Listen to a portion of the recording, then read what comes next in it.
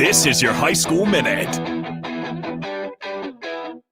With your Southeast Community College High School Minute, I'm Harrison Arns. The Heartland Athletic Conference Tournament has started, and here are your scores. In men's basketball, Lincoln North Star won over Columbus 67-53.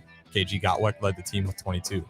Lincoln Southeast got a win over Lincoln High 64-56.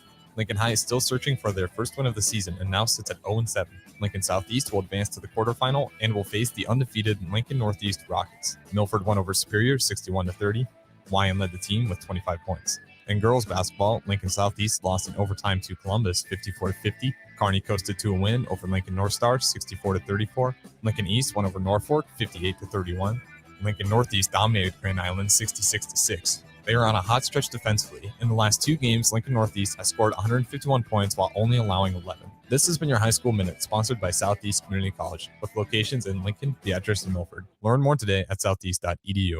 Hi, I'm Charlie Stone, and in just a few moments, Andy Goodyear, General Manager of Honda of Lincoln, will be joining us with the latest update. But before I bring Andy on, I'd like to tell our listeners about how proud I am to work with Honda of Lincoln. I like the way they provide listeners honest, up-to-date information that helps people make informed decisions about buying or leasing. Hey, Andy, are you with us? Yes, I am, Charlie, and thank you for your comment. Andy, what's happening at Honda of Lincoln? We still have truckloads of new Hondas arriving daily, and there's still more than 500 new Hondas to choose from, either in stock or on the way. Plus, we have 0% APR financing available. How about used, Andy? One of our best selections of all makes and models, and we have a great selection of certified pre-owned Hondas that have special APR starting at 0.99%. That's great, Andy. Come experience the Honda of Lincoln way of doing business. 27th and Yankee Hill Road or online at hondaoflincoln.com. This is Lincoln's home for sports talk on the FM dial. Also online at theticketfm.com. On the internet, KNTK FM Firth, 93.7 The Ticket. This is the Happy Hour. You guys going to happy hour? Live from the Coppel Chevrolet GMC studios in the heart of Lincoln, America. Yeah, maybe I'll come for a couple. Here are your hosts, Nick Sainert. I want to know what it's like to commit a crime without having to spend time in jail. And Enrique Alvarez Clary. C is for chunk. On 93.7 The Ticket and theticketfm.com.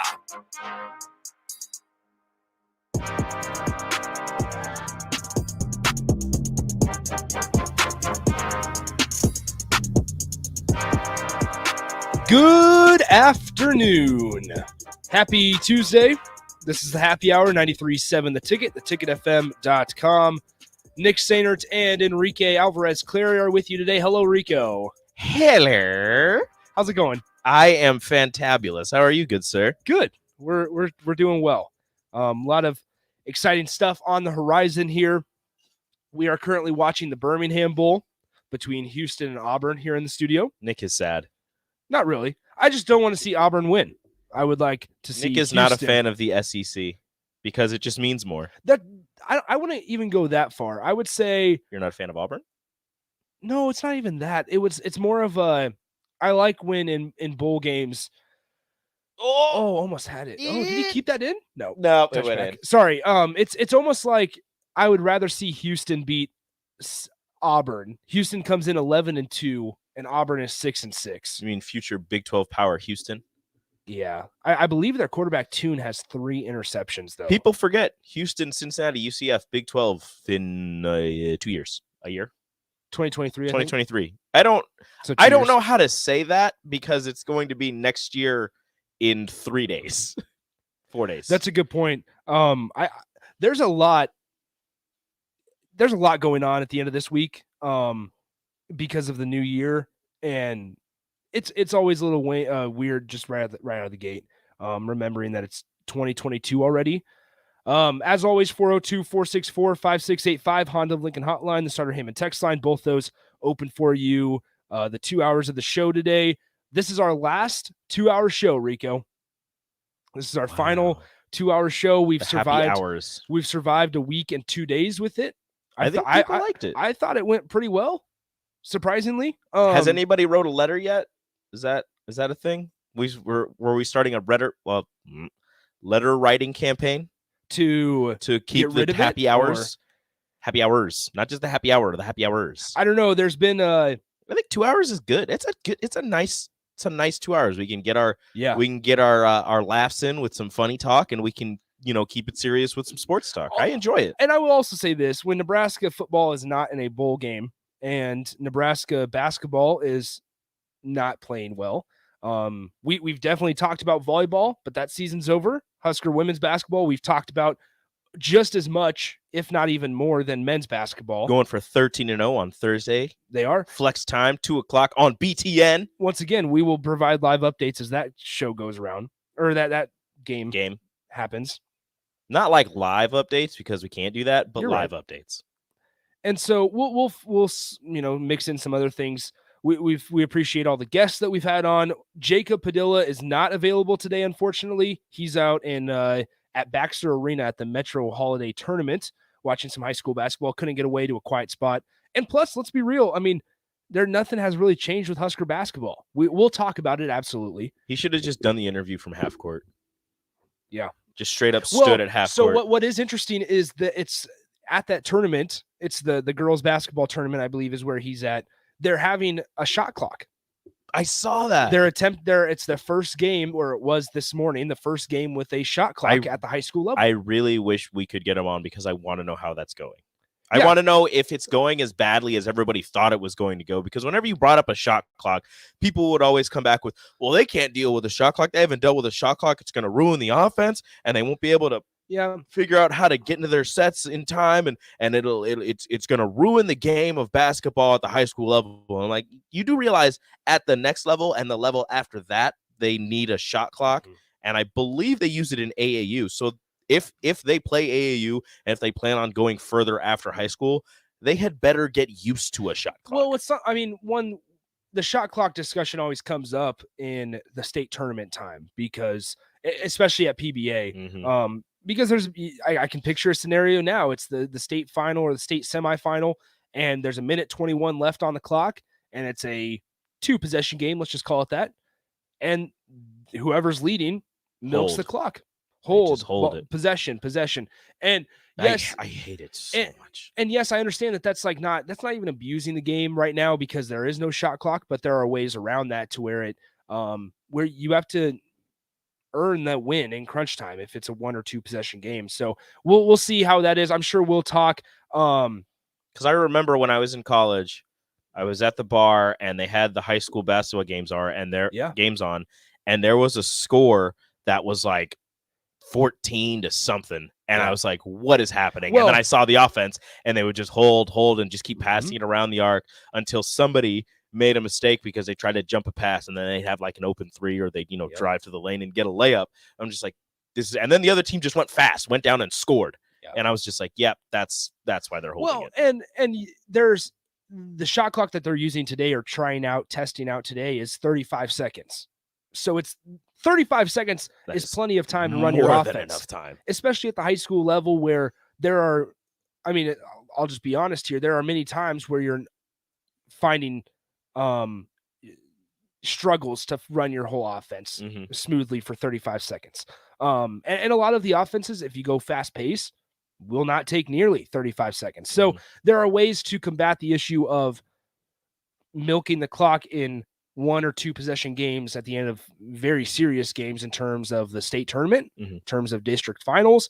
So we'll talk to Jacob about that next weekend or next week on Tuesday. And if you want to be like, I don't want to be rude or sound rude or careless with this, but for the really good teams, you either have one person that you're getting the ball to, and it's not going to take 35 seconds for them to get to the rim or get a shot off, or you're such a fluid team in the sense of being a team that the ball moves so quickly that, again, you're not going to need the entire 35 seconds to find a good shot. And let's be real, if you have one good player on the team, whether it's girls or boys basketball, and you take 35 seconds to run an isolation, and you just sit at the top near half court, and that's all for 30 seconds, it's not very fun to watch. No. And when you need 10 or 12 seconds to run an isolation. And it's also, outside of just watching, it's not going to help anybody with their basketball skills. Exactly.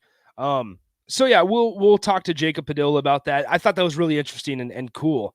Exciting times. I like it. For Nebraska Preps basketball. They're trying out, if you're just joining us, trying out a shot clock at the Metro Holiday Tournament out at Baxter Arena today. And so no Jacob Padilla from Hale Varsity today. Maybe we can grab him later in this week since we have still shows Wednesdays and Thursday. But we're back to an hour tomorrow, just 2 to 3. Aaron will join us from Hale Varsity tomorrow at 2:30. Maybe Nebraska has a quarterback by then. Who knows? Probably not. Probably not. We say it every single week. Yeah, I'm going to go with second week in January. Second week in January, Nebraska has their quarterback. I need to write that down. We need to start keeping track of these things, Rico. We should, starting next week, we will start keeping track of things. We'll put it in like a notes app or something because we have whiteboards everywhere, but they get erased quite often. Except for this one. This one does not. This one's going to be changing in our studio here. This one's going to be changing. Happer and Schaefer will be erased. Tom's name will be erased. Bach is still here. Bach's here. Bach's here for the long haul. DP and J. I don't know where Bach's name is going to go. We don't know. We'll find out. But so we'll talk about Husker quarterback. We had that conversation yesterday that we started at 3:30, and that's probably my fault for starting it so late because that's a conversation that not only could go that half hour, but could go an hour because there are so many angles here, how this thing could play out. And I know Tom and Bach talked about it a little bit, but there's ways that they bring in a quarterback and it's to compete for the starting job, which is very interesting to think about. Especially when at the beginning of this whole transfer portal cycle, the common thought was bring in a guy that clearly is a step above what you have. And now we're getting to that point where if Casey Thompson, let's just say this, hypothetical, if Casey Thompson and Chubba Purdy do not come to Nebraska, where are they looking? You're standing around saying, how big of a step up is any of the talent that is currently in the transfer portal? Now, the reason that I'm skeptical about saying that either of those two guys come into Nebraska is that we are a little over a month removed from the final Husker football game. And their whole pitch has kind of been throughout this whole cycle, you would imagine that it's been, hey, come to Nebraska and be the starting quarterback. And here we are on December 28th without a quarterback and without even a sniff of what kind of quarterback they're looking at, without a thought or even a hint of who they're talking to. We wouldn't have known that they're for sure talking to Chubba Purdy or have talked to Chubba Purdy unless he announces that he has an offer. We're not even sure they're talking fully to Casey Thompson because Casey Thompson hasn't tweeted out that he has an offer. We have seen, I guess we know that they're talking. Yeah.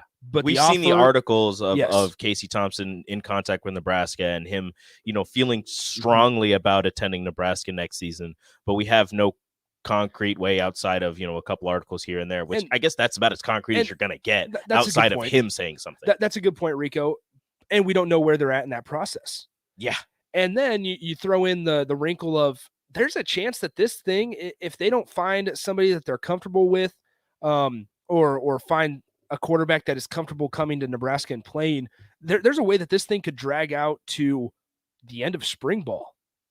You don't want that. You don't want that. No, you're installing a new offensive plan, a new offensive identity. Yep. You need somebody here to go through the spring with. And honestly, possibly somebody to go through winter conditioning. Because, you're not installing the offense during the winter, but at least you can get a playbook in their hand and get them into the type of shape that you need them in.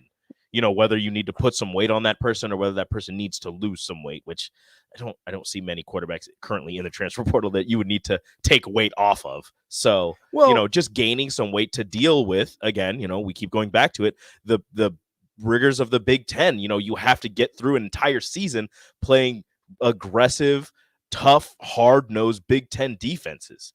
Well, and you talk about manipulating is not really the right word, but changing a body type for a guy that they bring in. You kind of hope that that's not the deal, Because number one, that would mean and lean towards the thought that they settled on a guy and feel like they're confident enough in changing his body type to fit their offense, what they want to do, which once again, we're not entirely sure. And there's a very good chance that we don't know until August 28th when they kick off against Northwestern in Ireland. And judging also, I understand that it's a new offensive coordinator and hopefully a new guy calling the plays, and there's some change throughout the football program. But there's a chance that we still don't know what they're trying to do or wanting to accomplish after that game against Northwestern. Because let me remind you that through 4 years, you still were not able to say what Scott Frost's identity was on offense, other than Adrian Martinez, please try to be Superman, keep us in the ball game. And then towards the back half of this last season, hey, we're going to lean on our defense, but offensively, we still need our Adrian Martinez to be Superman and make a play. Because they would mix it up from game to game, where you had games where they would lean on the running game, even if it wasn't successful. And, you'd get a bunch of rushing touchdowns from running backs, or you get, not 100-yard games, but you get some pretty solid rushing numbers from a litany of running backs in that room. And then you'd have games where they would be asking Adrian Martinez to air it out to wide receivers and tight ends and running backs out of the backfield. And then you had games where it was all on Adrian Martinez's legs. So the way that their offense worked, it was just Adrian Martinez, you're going to do one of two things in this game, or we don't really know what's going to happen. Yeah. And Happer did that whole looking back on the 10 memories this morning. I didn't like that. He told me today about yesterday he was preparing for the show and he was telling me about that. And it's wild how everything that immediately there's a good thing that happens in Nebraska and immediately a bad thing happens outside of the Northwestern game. And there's got to be a way that Nebraska, once again, has to stop shooting themselves in the foot. And so I don't want to dive full into this quarterback conversation quite yet. We can hit on it later. We'll definitely hit on it later. I want to talk Husker hoops. There is a little bit of that we can talk about next segment, bowl games, because this just came out from Bruce Feldman 3 minutes ago. And it's kind of wild. You have to follow this stuff, this COVID issue stuff, every single minute of the day to stay up to date. Things are switching constantly. 3 minutes ago, Bruce Feldman says this: tonight's Holiday Bowl between UCLA and NC State is canceled. The Bruins D-line room has been decimated by COVID issues. So there's no Holiday Bowl tonight between UCLA and NC State. Just get your third string offensive lineman and put them on D-line. What are you doing? It's just your defensive line room. You'll be fine. That's simple. What, did you think you were going to win the game, UCLA? There's a chance. UCLA is not horrible. Look, man, just put it all on Dorian Thompson-Robinson if he's playing in this game. And hope that NC State doesn't want to run the ball.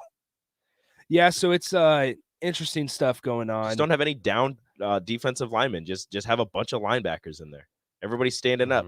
It would confuse the offense. Yeah. One guy that was really, really confused, Ian Book. Did you watch the game last night, Rico? I didn't, but I was seeing the GIFs and I saw people talking about it, so I watched some of the highlights, quote unquote. Man, I feel bad for Ian Book. Ian Book. So Josh Boyer, the defensive coordinator for Miami for the Dolphins, gave him every possible look last night that they could have drawn up. Everything. Whether it was rushing guys, whether it was dropping 8 guys, whether it was dropping 7 guys, Ian Book had no idea what to do. Couldn't catch a break, and I felt terrible. He did throw I did see a tweet. He threw a touchdown in his first NFL game, which was good for him. Miami Dolphins touchdown. Good for Ian Book. But do you see that Notre Dame quarterbacks are like 0 for 26 in their last starts in the NFL? Yeah. Notre Dame quarterbacks, not good. Think about what they have in the future here also in possible NFL guys. Jack Cohn. Not good. Is Jack Cohn about to get an NFL win in his first time? The only Notre Dame starter that can win a game in the NFL? I guess we'll see. Well, maybe we probably won't. I don't know, unless it's a situation like that where everyone is out. They have to throw Jack Cohn in. So we'll talk about that. We'll talk about bowl games coming up next here with opt-outs, because I know Rico has thoughts on that. I have feelings. I want to talk about Husker hoops because actually, before I talked to Jacob earlier this morning and found out he was not available today, I was reading an article that he wrote on HailVarsity.com, Nebraska basketball in non-conference, not good, unfortunately. and throughout the whole Fred Hoiberg era. And then I want to have that conversation of, did we misjudge how much work and progress Tim Miles made at Nebraska? Oh, and I want to make this very clear, and I'll say it again when we do dive into it here. I believe we'll do that in the 3:00 hour. But this is not a do we want Fred Hoiberg fired conversation. I'm not making this about that. We're going to take Fred Hoiberg out of this conversation. Mm-hmm. But it's more of a, did we misjudge at the time? Were we too harsh on Tim Miles? Yes. Did Nebraska basketball find their ceiling with Tim Miles? Oh, because they finished the last year 19-17 and made the NIT. Oof. And here we were going into year 4 with Fred Hoiberg. Is it 4? That he's a year behind Frost. Year 3. Yeah. Year 3 with Fred Hoiberg, saying bubble NCAA tournament team. And hopefully NIT. We felt like this team has the talent. And once again, they're just about to start the Big Ten conference season. You never know what can happen with the whole COVID issues and all that. Over till it's over. So there's definitely a chance, and there's a light at the end of the tunnel for this program to find some postseason success, whether that's in the NIT or better. But did we misjudge Tim Miles and how much he did for Nebraska? Or are you looking back now 3 or 4 years removed, however you want to look at it, saying, yeah, Tim Miles ran his course here in Nebraska. So we'll talk about that as well. And whatever else pops up, we'll definitely dive into. 402-464-5685 text line and the Honda of Lincoln hotline are open for you both hours. We'll be back. I forgot that it's Tuesday. I forgot it was EAS as well. Thank you, Rico. I appreciate that. I was like, already starting to close it out. So we have 30 seconds before we have to take a break here. I guess with the Tim Miles thing, my question would be like, did Tim Miles reach his ceiling or did he reach? And I mean, I don't believe this, but some people may argue, did he reach Nebraska's ceiling? That's what I want to have that conversation. Was that the best that we could have expected from Nebraska basketball? And I don't think that's true, but judging how these first 3 years have gone, obviously it's been a major rebuild, but there's always that conversation of it's a lot easier to rebuild a basketball program than it is to rebuild a football program. That is true. In the Birmingham Bowl, Houston has taken a 17-13 lead over Auburn. We'll be back on the happy hour next. The following is a test of the emergency alert system.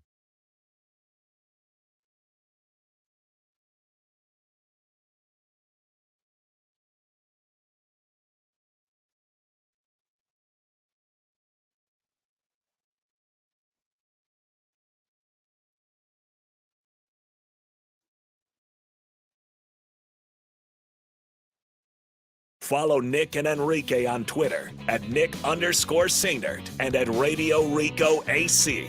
More of Happy Hour is next on 93.7 The Ticket and theticketfm.com. Every time we make the choice to drive, we're making a choice that could have life or death consequences. Friedman Law Offices has proudly sponsored our holiday taxi service for 30 years. This year, we're proud to partner with Z-Trip to keep Lincoln's streets safer. Between 9 p.m. and 2 a.m. from December 15th to New Year's Day, you can get a free ride home if you've had too much to drink. Just call 402-474-SAFE or click Let Friedman Drive at friedmanlaw.com. Friedman Law Offices, helping injured people. It's what we do. It's all we do.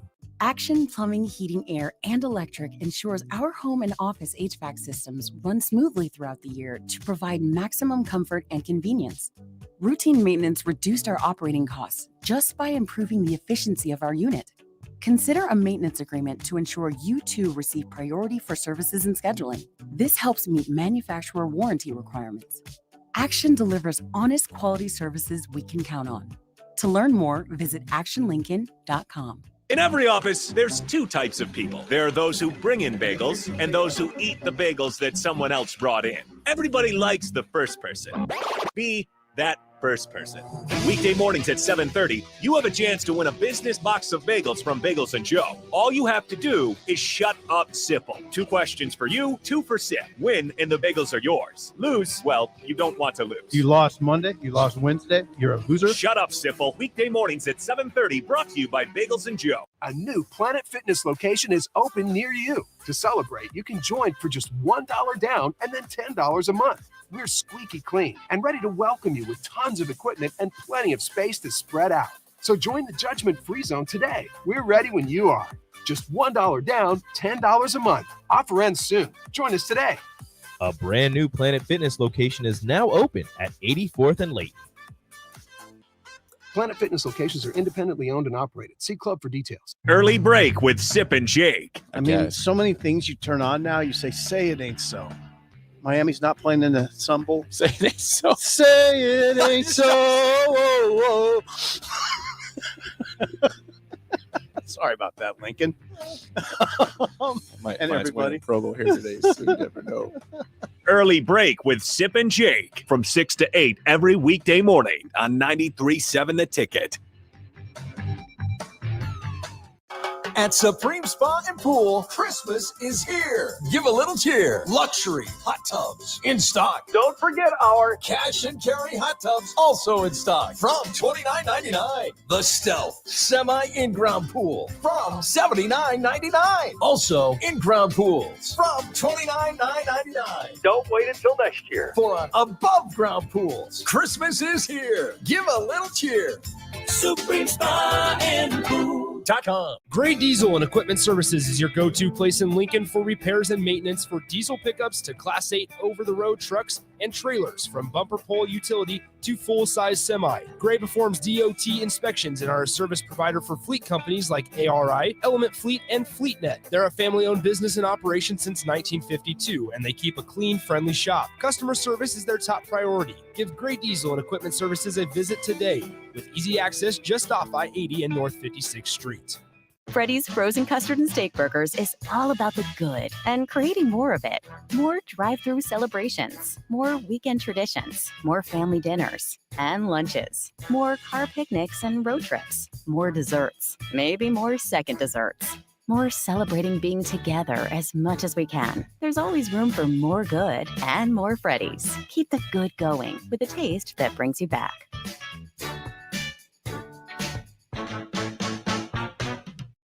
Now back to the happy hour with Nick Sainert and Enrique Alvarez Clary on 93.7 The Ticket and theticketfm.com.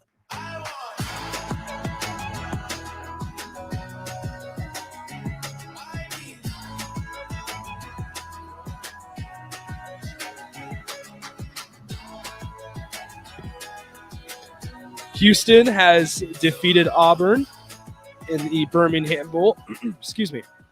In the Birmingham Bowl. Oh, you're really broken up about this. Yeah, I'm shattered.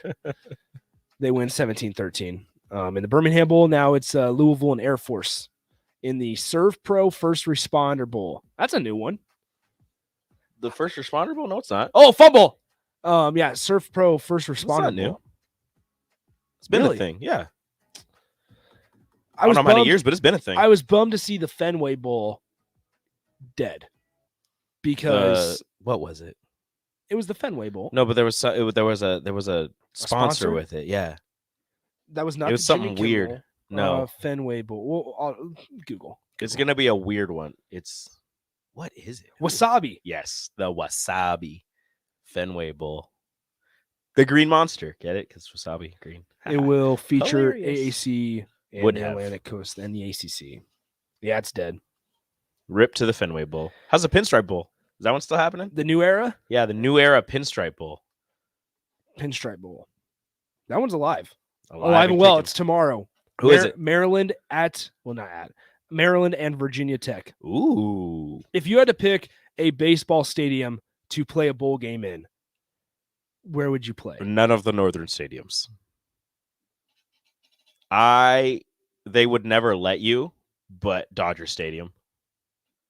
Ooh, Dodger Stadium. That would be interesting. What about Houston?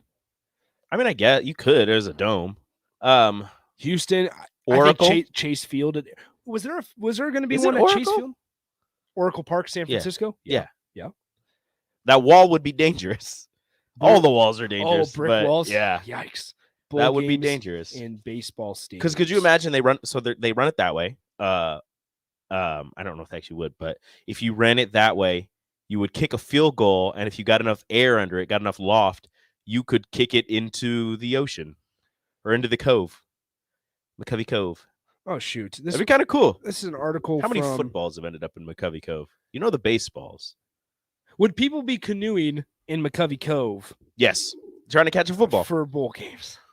You need Joe Bowserman. Bowserman. So this is an article from 2017. I know old, but the Gasparilla Bowl was at Tropicana Field. Is that still there? The Gasparilla Bowl? It's still a thing. I know it's still alive, but Gasparilla Bowl. Who's the sponsor for that? Isn't that the mowers? Yeah, Tropicana Field. The Bad Boy Mowers Gasparilla Bowl. That's what that is. This year it was Union Home Mortgage. I hate changing sponsorship. Stop it. Like when they changed the Fiesta Bowl to PlayStation. No, the Fiesta Bowl should and Tostitos. always should be Tostitos. Tostitos. Don't you change sponsors on me. But did you see that everybody at Notre Dame got a PS5? Everybody that participates gets a PS5. And that's why PS5s are so hard to come by. I guarantee most of them already had PS5s. Okay, so in 2017 is the What's Cactus? it? Look, I'm gonna get the text line involved. Hopefully, Honda of Lincoln hotline, Starter Heyman text line 402-464-5685. Let me know your favorite bowl game with the sponsor and all that, because the Bad Boy Mowers Gasparilla Bowl is going to be hard to top, but the Wasabi Fenway Bowl is pretty high up there. It's okay if it's dead. It's okay if it's Rip dead. to my mans. The okay, so the Guaranteed Rate Bowl used to be the Cactus Bowl, and it's at Chase Field, Guaranteed Rate in Arizona. Okay, and it's featuring the Minnesota Golden Gophers and West Virginia Mountaineers. You should kick a field goal into the hot tub. I just want field goals to land in weird places. Maybe okay. So we'll continue this. Rico, go. I know you have thoughts on players opting out. So stretch out. What are your thoughts? So my thoughts may be different from others, as I've heard many people have offer their thoughts on people opting out of bowl games and such.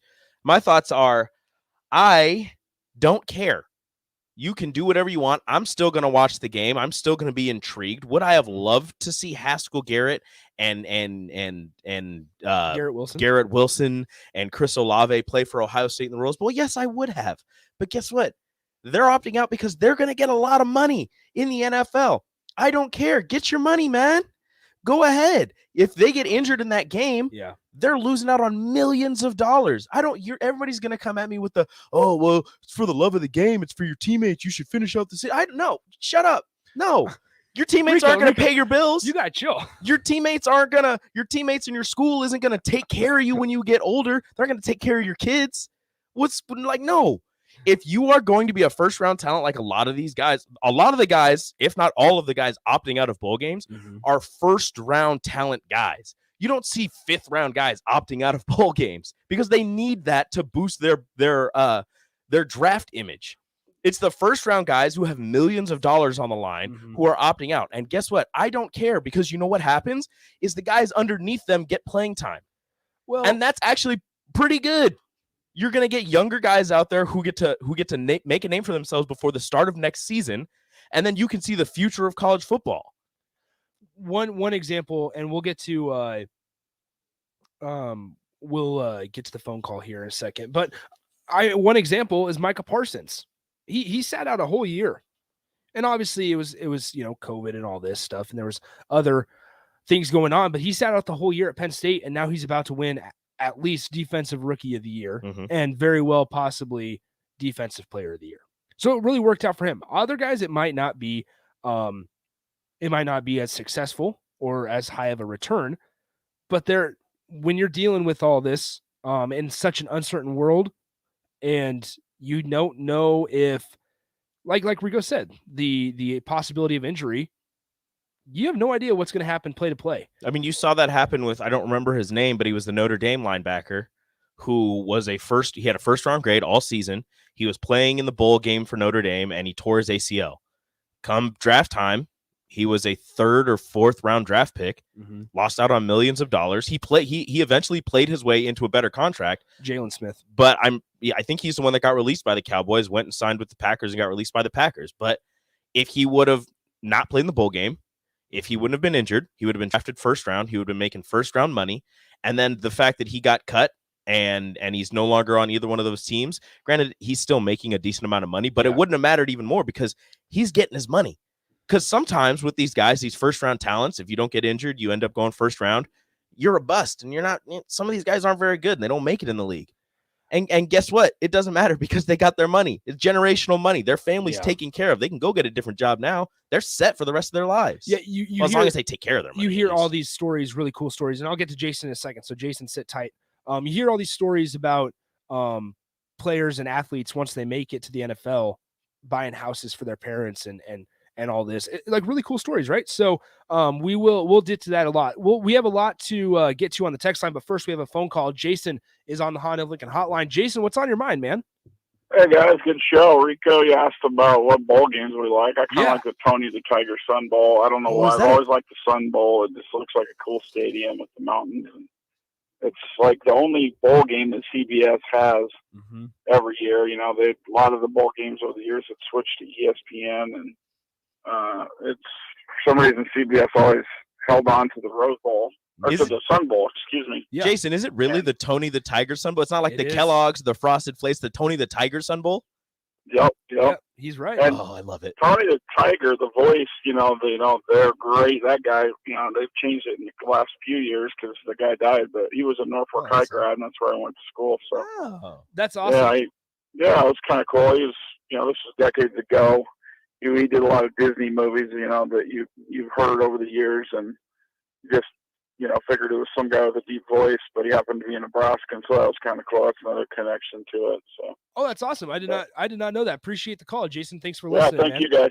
Appreciate it. That's a really good one. Yeah, Tony the Tiger Sun Bowl. It almost died, but it was revived. It resurrected when Washington State and Central Michigan. Thank you, Central Michigan and Washington State for saving Tony the Tiger and his Sun Bowl. Because the Arizona Bowl got canceled. So Central Michigan transferred. I am here for that. Okay, speaking of another one that was on CBS, I'm pretty sure this was the one Nebraska and Clemson played in. And Don, yes, I would love to see bowl games played in Kauffman Stadium with field goals kicked into the fountains. Just like I'd love to see, it wouldn't happen because the field's not going to go that way, but at Coors Field, kicking it into the rocks, that'd be pretty cool. Or at Angels Stadium. Rico, do you remember the 2009 Gator Bowl? Nebraska played in it against Clemson. Vaguely. And it was Bo Pelini versus Dabo. Dabo's, I think it was his first game. He was the interim. I believe. Yeah, he was an interim. And Nebraska wins that one. Bo Pelini always has that on his record. I thought it was really, really cool because it was on CBS. The Gator Bowl was on CBS. And Jason makes a really good point. There's not many bowl games on CBS anymore. Why not CBS? What are you hiding? Why don't you love bowl games? And like you had the this one was down in Jacksonville, but like the Cotton Bowl, I believe the Cotton Bowl used to be on CBS, and now it turned into the. Is it on Fox? No, is it on Fox or is it on ESPN? Well, this year it's part of the playoffs, so it's going to be on ESPN. It's going to be on ESPN. Okay. Yikes! Last year, 55-20 Oklahoma. Okay. I also have feelings on playoff bowl game places that they play. I don't think the Cotton Bowl should be part of it. Why not? AT&T Stadium. I don't think the Cotton Bowl should be part of it. I know AT&T Stadium, but I don't think the Cotton Bowl should be part of it. I like the Orange Bowl, the Fiesta Bowl, and the Rose Bowl. I think those should be the three locations, and you just rotate, which stadium gets the championship game. If I had to vote on one, those are the big three. I know it's a New Year's 6 and whatever. Yeah. Those are the big three. If I had to vote on one to be taken away, it'd be the Rose Bowl. Really? Because I think I would like the thought of the Big Ten champion, if they're not in the playoff, playing the Pac-12 champion. Think about it. Just put them in a different bowl game. That would be like, but the history of the Rose Bowl. Maybe both conferences should make it. How about that? How's that for playing the Rose Bowl? Make the playoff. Be better. You might have that now with because Oregon right now, if the Rose Bowl is not part of the playoff, you get the Pac-12 runner-up or the Pac-12 champion, since they never make the playoff, and the Big Ten runner-up. Is that what you want? Granted, the Big Ten runner-up this year's Ohio State, but still. Yikes. 402-464-5685. Oh, I forgot about the Sugar Bowl. Thank you, Mark. Yes, those are the 4. Mark's big on the BCS. I love the Sugar Bowl. Do you miss the BCS? A small part of me does. I think I do too. I kind of miss the BCS. A small part of me does, because then it was just arguing about who should be the number 2 team and the number 1. Well, it was never the number 1 team. It was who should be the number 2 team. Yeah. Now it's about who should be the number 4 team. Out of every person at the ticket, Lucas agrees with Rico the most. That is problematic for you, Lucas. Lucas, literally congrats nobody on else sending in a first text ever. Nobody else has ever said that. Lucas, you're my new best friend. Okay, Travis. Because my old best friend hasn't texted in a while. Rico's best friend. I don't know where they're at. Unless they got their name changed. I'm not sure. Maybe. There's been a lot of name changes. There has. Recently. Travis and Lincoln, where would you guys rank these this year for Defensive Player of the Year? Micah Parsons, TJ Watt, Aaron Donald. I think in that order. I think that's about it. Yeah, I think that's perfect. I think I would go Micah Parsons, TJ Watt, Aaron Donald. I think Aaron Donald may be getting the LeBron James treatment, where he's going to be so like he's amazing, and he's one of the best defensive players year in and year out, but you can't give it to him every year. TJ Watt's certainly a very close second. TJ Watt's been hurt. Yeah, he's missed a couple games. I saw this. I'll have to look. I don't know how we feel about Trayvon Diggs. He should be up there that guy. That guy 11, right? Talked. Yeah, 11 interceptions. I don't know if he gets talked about enough. I also don't know. I think it's kind of hard for a defensive back to win a Defensive Player of the Year, because he's having as good of a season as there has been defensive back wise, especially in Cowboys history. Think about that defense, though. Micah Parsons and Trayvon Diggs. Understandably so. I mean, that's a fantastic defense. TJ Watt has like 17.5 sacks. I didn't realize he had that many sacks. Yeah, he's in there. He's fine. Cubsker, you can't snub my boy TJ a second year in a row. Yeah. Actually, Cubsker, they can, and they probably will. Yeah, so Big Bird, formerly unnamed texter, I believe. Yeah, it is. He mentions that Trayvon Diggs is also one of the worst DBs on yards given up. I is. did see a TikTok yesterday of Trayvon Diggs. It gets burned. He gets burned a lot. That's why he has so many interceptions, because he takes chances. Yeah, and that's why he gives up so many yards, because he takes chances. So Micah Parsons in the it's a the good with the bad. A lot of turnovers, but also a lot of yards given up. You just always have to have a safety close, so when he gives up the yards, it's not a touchdown. Yeah. Don, other ideas, punt, pass, and kick events at those baseball stadiums for hitting all the things? Yes.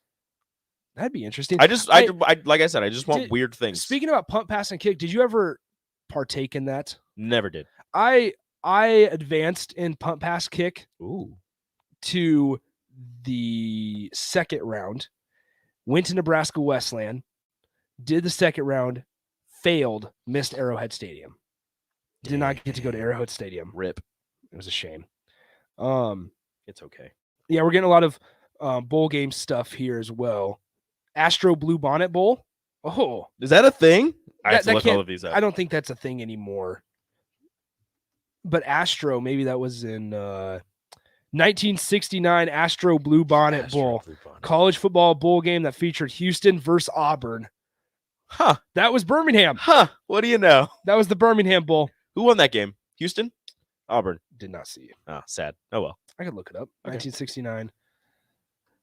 We need sponsors to just stay with their bowl games, because I don't like all the changing, and it throws a wrench into things. You're just like, oh yeah, this year we have no new, like it's Houston. Like we have all the same bowl games, but 3 of them have new names. And it's like, wait a minute, what is going on? I don't like how Goodyear is the sponsor for the Cotton Bowl. The Goodyear Cotton Bowl? AT&T. Keep it AT&T. Yeah. But then, the Goodyear, and they get the blimp and everything, even though you can't see inside because it's in a dome, but, irrelevant. Yeah. All right, let's take a break. We'll round out the 2:00 hour next on the Happy Hour. Download our app by searching 93.7 The Ticket in your app store to stay in touch and listen all day long wherever you are. More of the Happy Hour is next on 93.7 The Ticket and theticketfm.com. 93.7 The Ticket, Fox, KFXL weather. Brought to you by Bryant Air Conditioning, Heating, Electrical, and Plumbing. Decreasing cloud cover today will reach a high of 44, but temperatures fall this afternoon. behind a strong cold front, which will also bring north winds gusting over 25. Partly cloudy tonight with low dropping down to 14. Increasing cloud cover tomorrow, a chance at some light snow, and only a high of 29. I'm meteorologist Tim Wright for 93.7 The Ticket and theticketfm.com. Action Plumbing, Heating, Air, and Electric ensures our home and office HVAC systems run smoothly throughout the year to provide maximum comfort and convenience. Routine maintenance reduced our operating costs just by improving the efficiency of our unit. Consider a maintenance agreement to ensure you too receive priority for services and scheduling. This helps meet manufacturer warranty requirements. Action delivers honest quality services we can count on. To learn more, visit actionlincoln.com.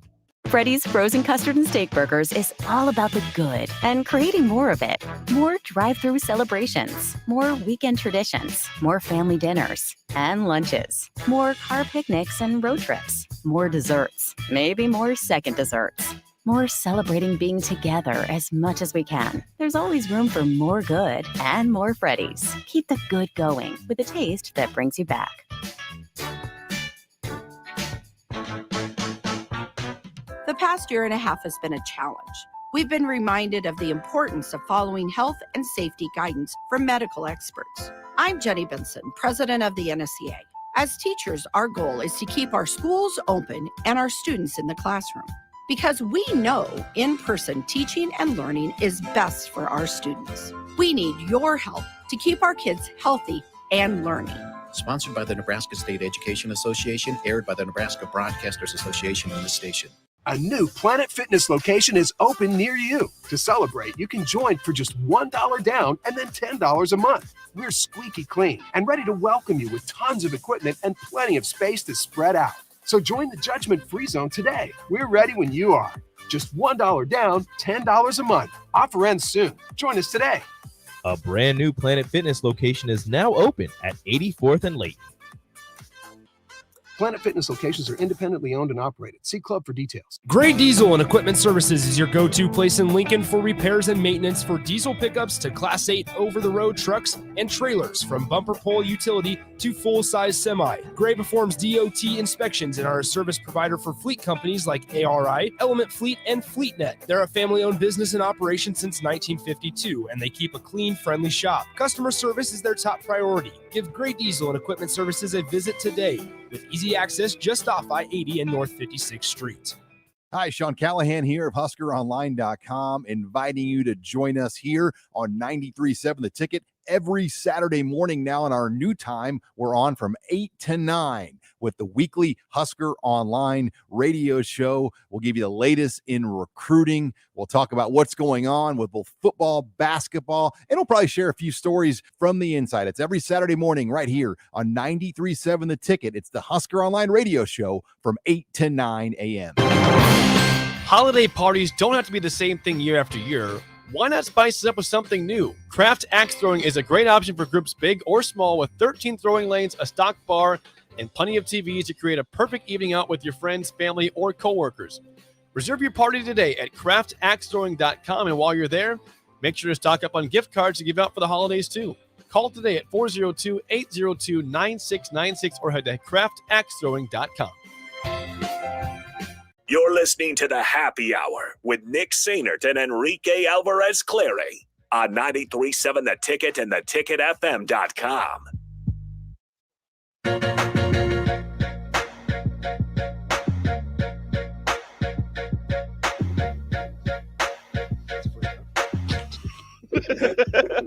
That's fine. I had to. Flag on the play. I wanted to turn it on earlier, but I was scared you might say something that you shouldn't say. This dude is up in arms about this first responders bowl. I'm trying to get into this Surf Pro First Responder Bowl right now. As he's sitting here, he's like, "Yeah, that's the first down. Yeah, let's go." Air Force, baby. Flag on the play. Big Air Force. Automatic first down. That's the only signal we care about. That's the only thing that matters. We want Air Force to beat Louisville. One of the best signs in the world. Automatic first down. We should get a sign and hang it in the studio. Do we think DP would be okay with that? That just says automatic first down. I think we should. 402-464-5685. Dusty recommends the Chick-fil-A Peach Bowl. That's is always good. I was looking at the as we round out the 2 o'clock hour here. I was looking at the sponsors this year because I just feel like I've kind of been out of the whole bowl season this year. Not by choice necessarily, but just, it is what it is, I suppose. Radiance Technologies Independence Bowl is going on. The San Diego County Credit Union Holiday Bowl is canceled. That's playing at Petco Park. Rip. Ooh, Petco. That's at Petco. Nice. Good job, That's at a Holiday Bowl. Baseball stadium. Which way is it going? Can they kick it into the... It's dead. Oh. Holiday Bowl got canceled tonight. UCLA, NC State. Could they have kicked it into that brick building that Bartolo Colon hit a home run into? We have the San Francisco Bowl. Is that played at might Oracle? Be dead. It might be dead because there's no information here. The Easy Post Hawaii Bowl, Duke's Mayonnaise. Yeah, we have not talked. I feel like about the new Duke's Mayo just rules. mayo bath.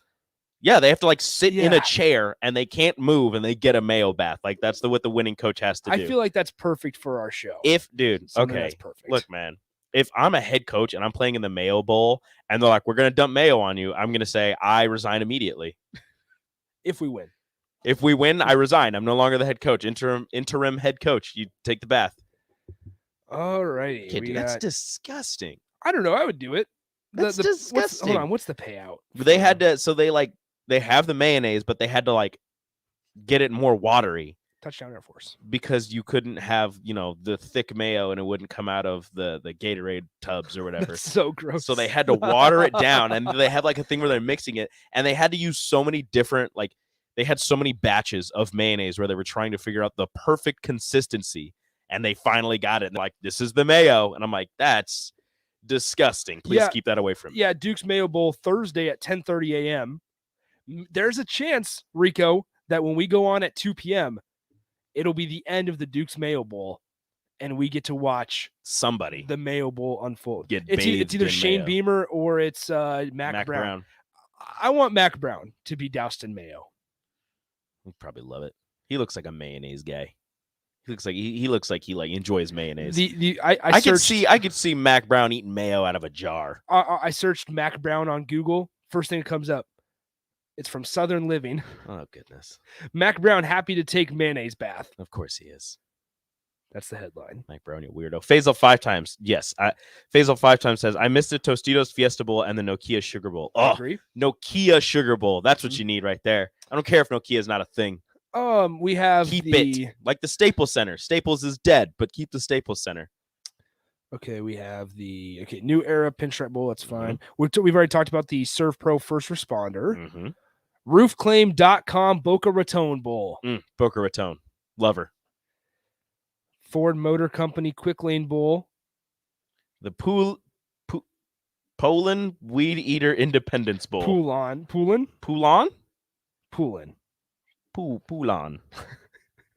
I'm just going to search Poland Bowl. Poland. Poland. The Poland Bowl. Okay. So I wish I could show the stream, I suppose, but the first thing that I searched, Poulan Bowl. Yep. On Google. Walmart Supercenter. Oh. That's the first thing that comes up. All right. So, sorry, Poulin Weed Eater Independence Bowl from 91 to 97, says Big Bird. Do you know the sponsor of the Frisco Bowl? No, I'm not even going to try. Tropical Smoothie Cafe. Wow. Okay. See, this is what I'm saying. They just have so many stupid Tropical sponsors. Smoothie Cafe. How much Frisco Bowl. How much sponsors, how much does it cost to sponsor a bowl game? Not even that. Ask Jimmy Kimmel. We've already looked that up, I think. It wasn't as much as you would think. Well, it's the LA Bowl. It's a new thing. Yeah. So we have Capital One Rose Bowl, Capital One Orange Bowl. There's 2 Capital Ones. Capital One is just bowl season. They're just everything. Capital One and Dr. Pepper. What's in your wallet? Chick-fil-A Peach Bowl, PlayStation Fiesta Bowl, Goodyear Cotton Bowl, All-State Sugar Bowl. I do love PlayStation, but you do not deserve the Fiesta Bowl. I'm sorry. These have all the previous names on here too. Shout out Wikipedia. Oh yeah, the Battle Frog Fiesta Bowl, says Big Bird. Yeah, no, shout out Wikipedia for this. Former names, let's go. Previous names. Yeah, we got a couple minutes. We're here. fine. We have another hour. As long as we make sure we get that ID, and that's all we care about. Tournament. Okay, so previous names for the Rose Bowl. Trip down memory lane here. Vizio, The Vizio Rose Bowl. Okay. I think that was I when vaguely remember I think that. that was when Wisconsin and Oregon played. I vaguely remember a Vizio. I believe somewhere along the line.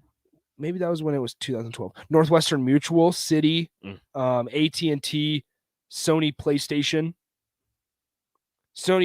2. The Sony PlayStation 2 Rose Bowl? That's what it was. That's very specific. Very specific. Tournament East-West football game. We should go back to that. We should go back there. Orange Bowl. Okay, so here's previous names for Orange Bowl. FedEx, Discover, and now Capital One. Yes, the Discover Orange Bowl. That's the one that always sticks. Okay, Nokia Sugar Bowl, USF and G Sugar Bowl before the Nokia. Whatever, dude. All right, here we go. Cotton Bowl, previous names: Mobile Cotton Bowl, Southwestern Bell Cotton Bowl Classic, SBC Cotton Bowl Classic. Now it's only been the Chick-fil-A Peach Bowl. None of those ring a bell. Fiesta Bowl. Here we go. Fiesta Bowl, Sunkist Fiesta Bowl. Nope. Fiesta Bowl, IBM OS2 Fiesta Bowl. Again, very specific. Tostitos Fiesta Bowl. Go back to it, baby. Vizio Fiesta Bowl, and Battle Frog Fiesta Bowl before PlayStation Fiesta Bowl. Go back to the Tostitos Fiesta Bowl. That's the only sponsor it ever needed ever. All right, so hold on. We got a thing from an unnamed texter here. The Gotham Bowl. Gotham Bowl. Devaney's first bowl win. They beat Miami. The Gotham Bowl. That's just in New York, right? Gotham Bowl, 1962 Gotham Bowl. Featured Nebraska and Miami. It was located at Yankee Stadium. The final score, 36-34. Hell yeah. Nice. Nebraska was not ranked. I feel like Big Bird is making some of these up. He says the Salad Bowl, 47-55 in Phoenix. Nah. Let's look it up. We got to look it up here. Big Bird's making things up now. I trust Big Bird. Salad Bowl. I don't know if I trust Big Bird. I don't like birds. Okay, Salad Bowl sets. I got to be more specific here. We got a second here. Salad Bowl, 1947-55. 1947. Who played in the first Salad Bowl? 1948 Salad Bowl. Was a postseason American College Football Bowl game between the Nevada Wolfpack and the North Texas State Eagles at Montgomery Stadium in Phoenix, Arizona.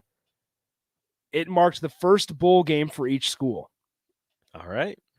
Do you know what conference North Texas was in? The Southwestern Conference. The Lone Star Conference, while Nevada competed as an independent.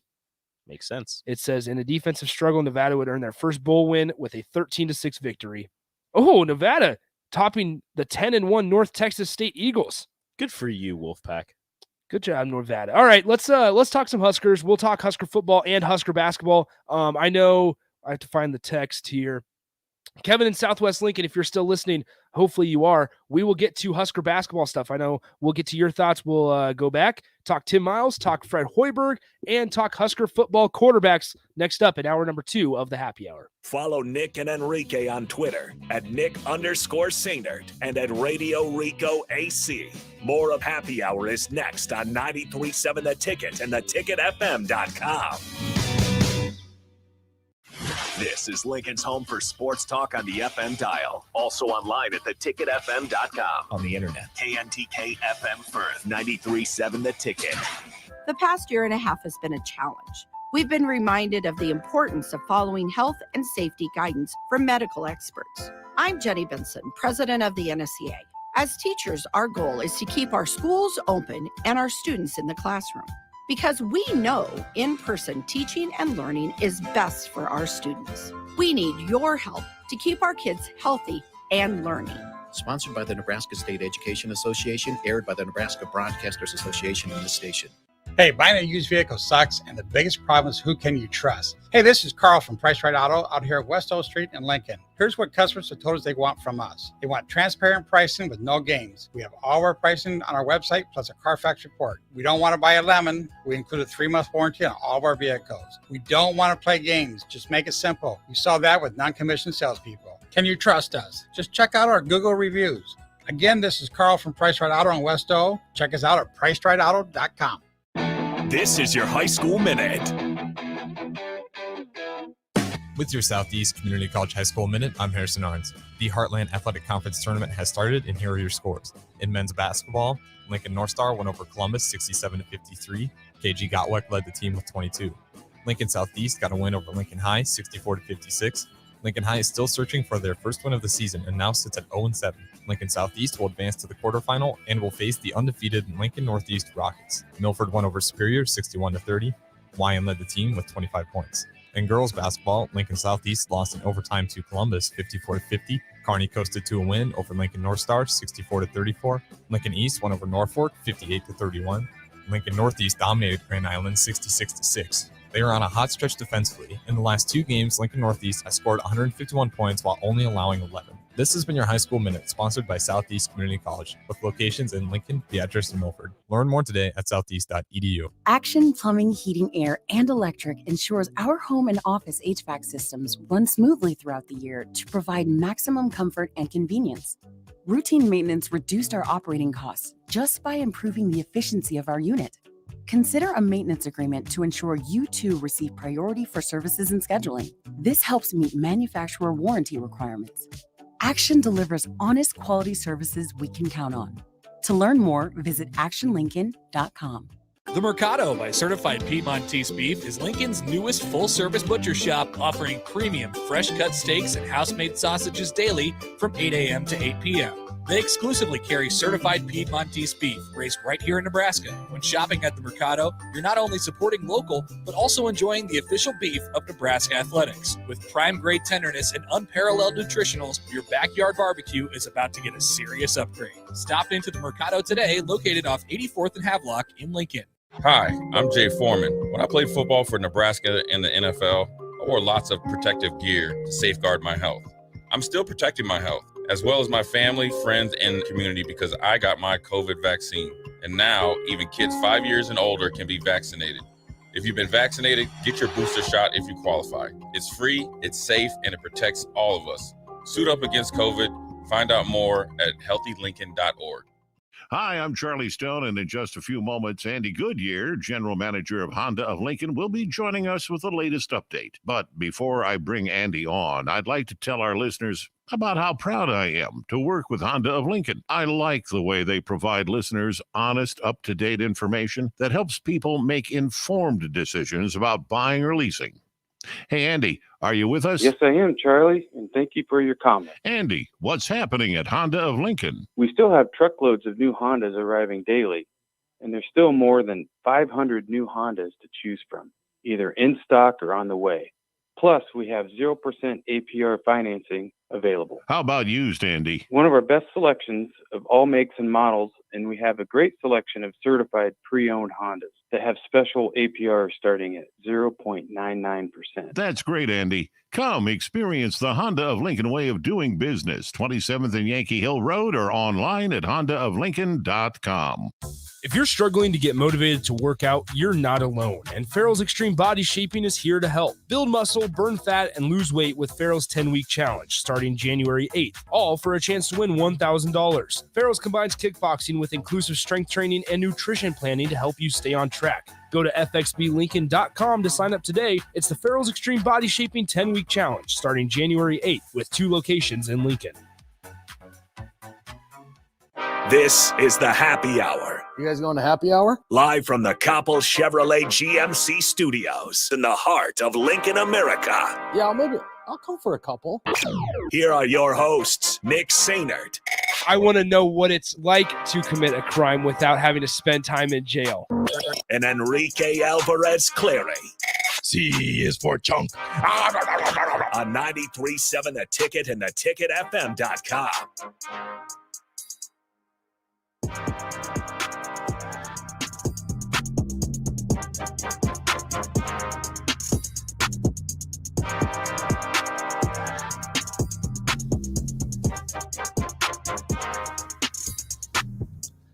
Back here on the Happy Hour, hour number 2, for the final time.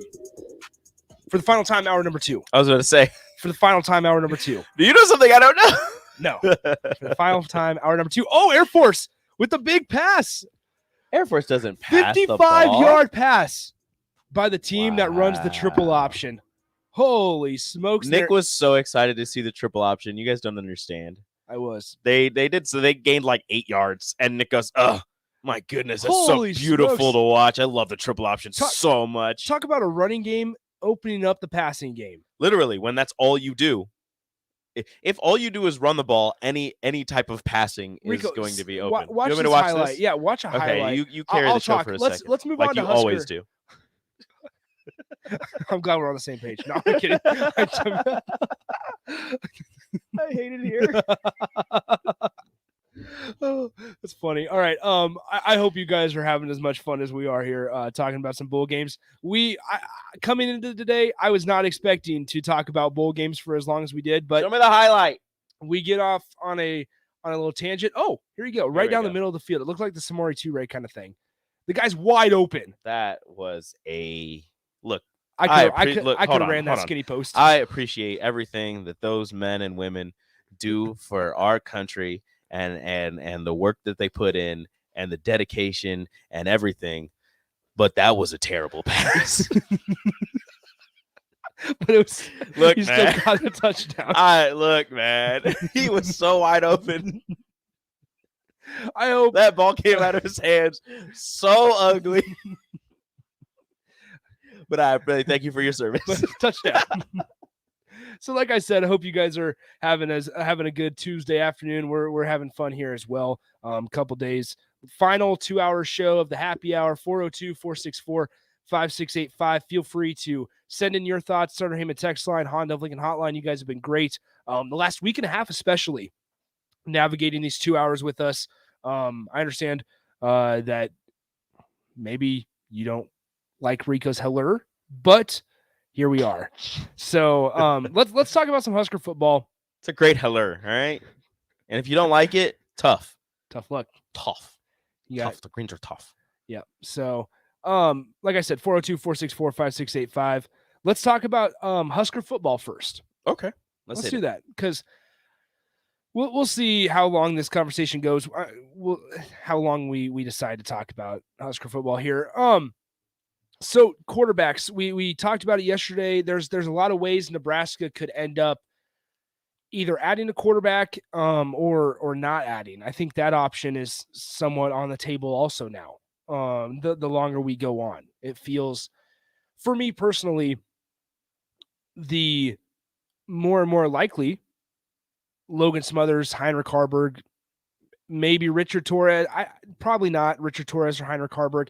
The more it feels like Logan Smothers truly could be the starter here at Nebraska next year. And yeah, I think Richard needs the entire year. Yeah, and that's nothing against. And the way that I said that, there's nothing against Logan Smothers. If you haven't listened to our conversations the last couple of days when we're talking about this, there's just not a lot. There's not a big sample size that we could be encouraged about when looking at Logan Smothers. I truly, even going into next year, I would rather it be Logan Smothers, the starting quarterback, than a new guy coming in.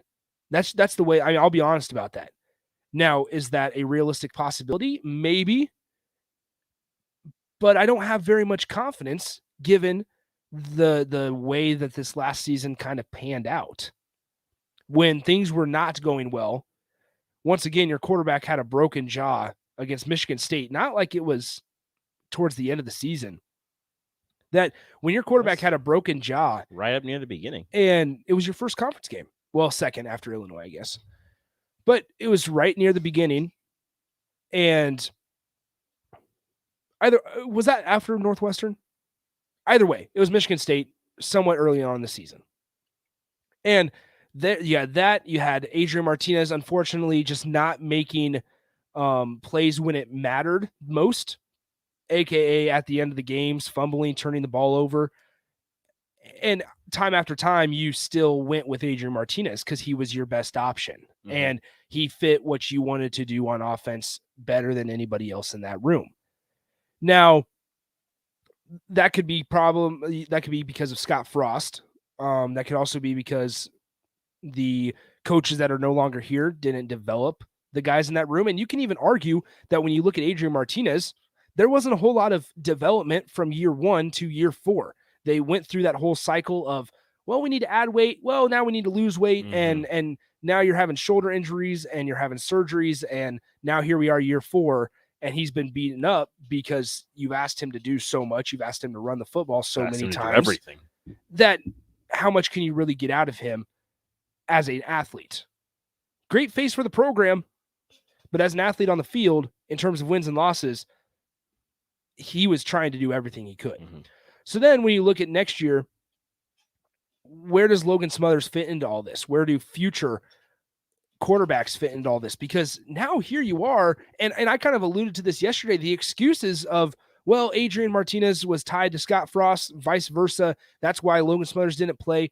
First of all, that shouldn't even be an excuse. That shouldn't even be a topic of conversation, because if you're, as a coach, not putting out the players and not playing the players and the athletes that give you the best chance to win, then that's a whole nother issue. Yeah, that's something completely different. That's idiotic, honestly. But let's not even visit that topic of conversation. Here it is, because I truly think that Adrian Martinez was still Nebraska's best chance to win. Now, I've mentioned it before, and I'll say it again. I don't think that all falls on Logan Smothers. I feel like that also falls on this coaching staff, the previous guys that were in that room.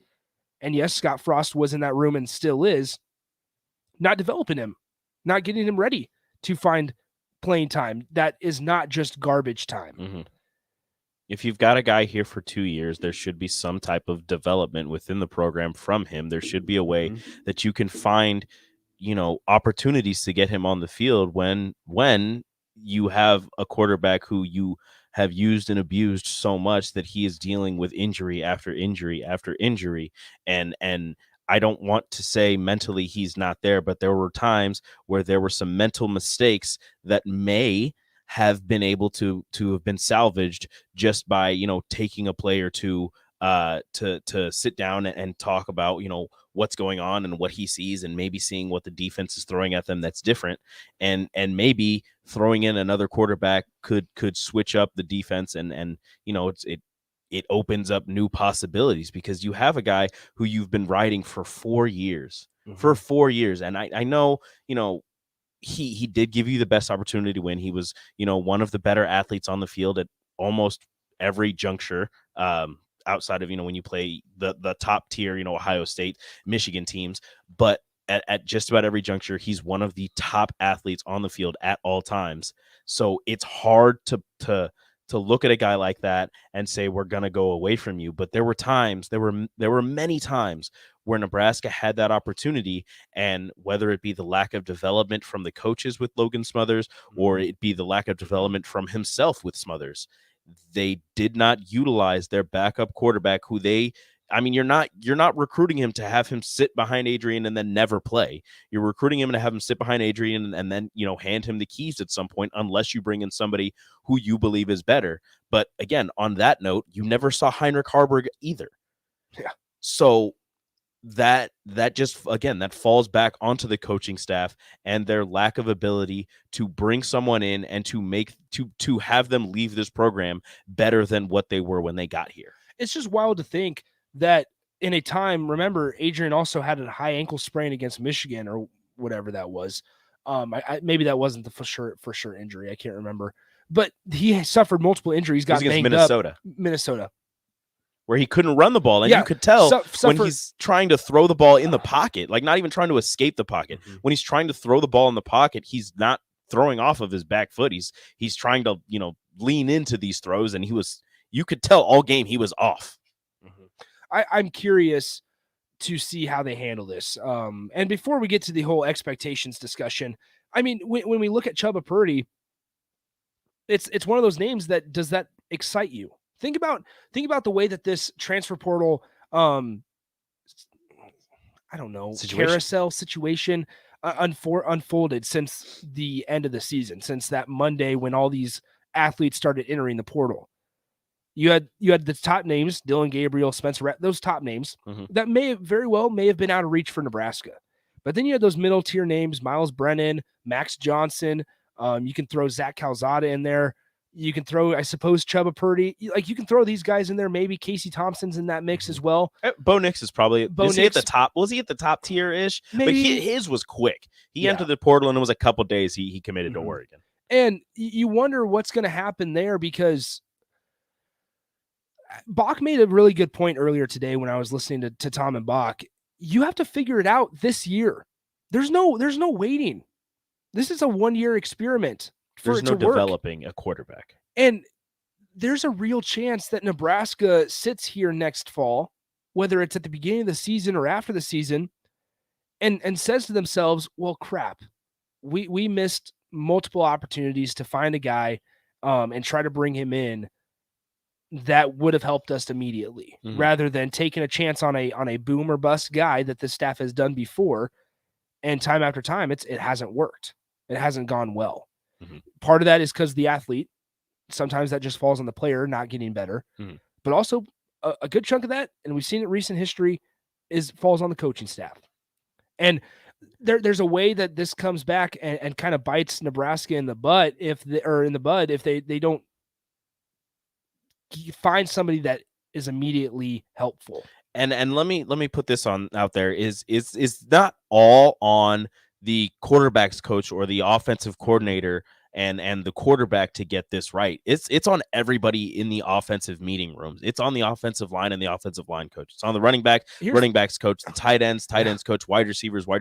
It's on everybody in that room to work together to get this right, because there were instances where the offense was humming and it looked good, and one person would make a mistake, or one or multiple people in a single position group would make a mistake, and then you're back to square zero.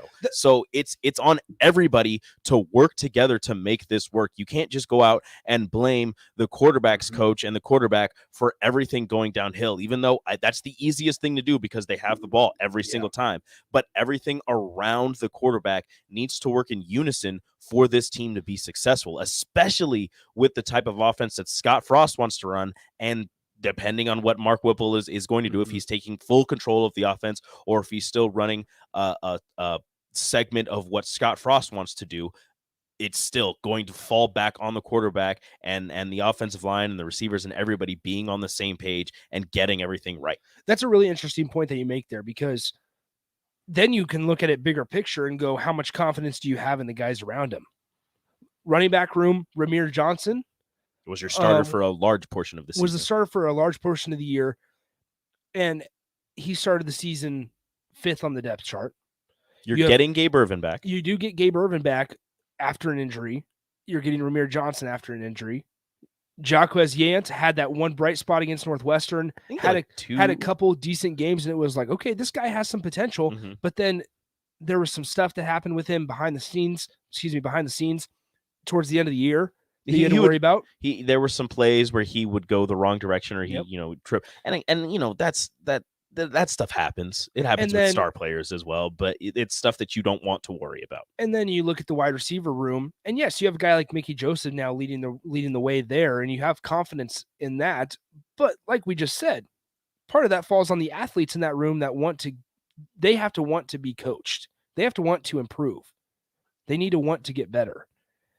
And that's not me questioning the guys in there like Xavier Betts, Omar. I'm not picking out names there. But as a collective unit, you have to have guys that want to improve and want to come to practice every day getting better. And then you have to find a guy at quarterback that meshes with everybody on that offensive side of the ball.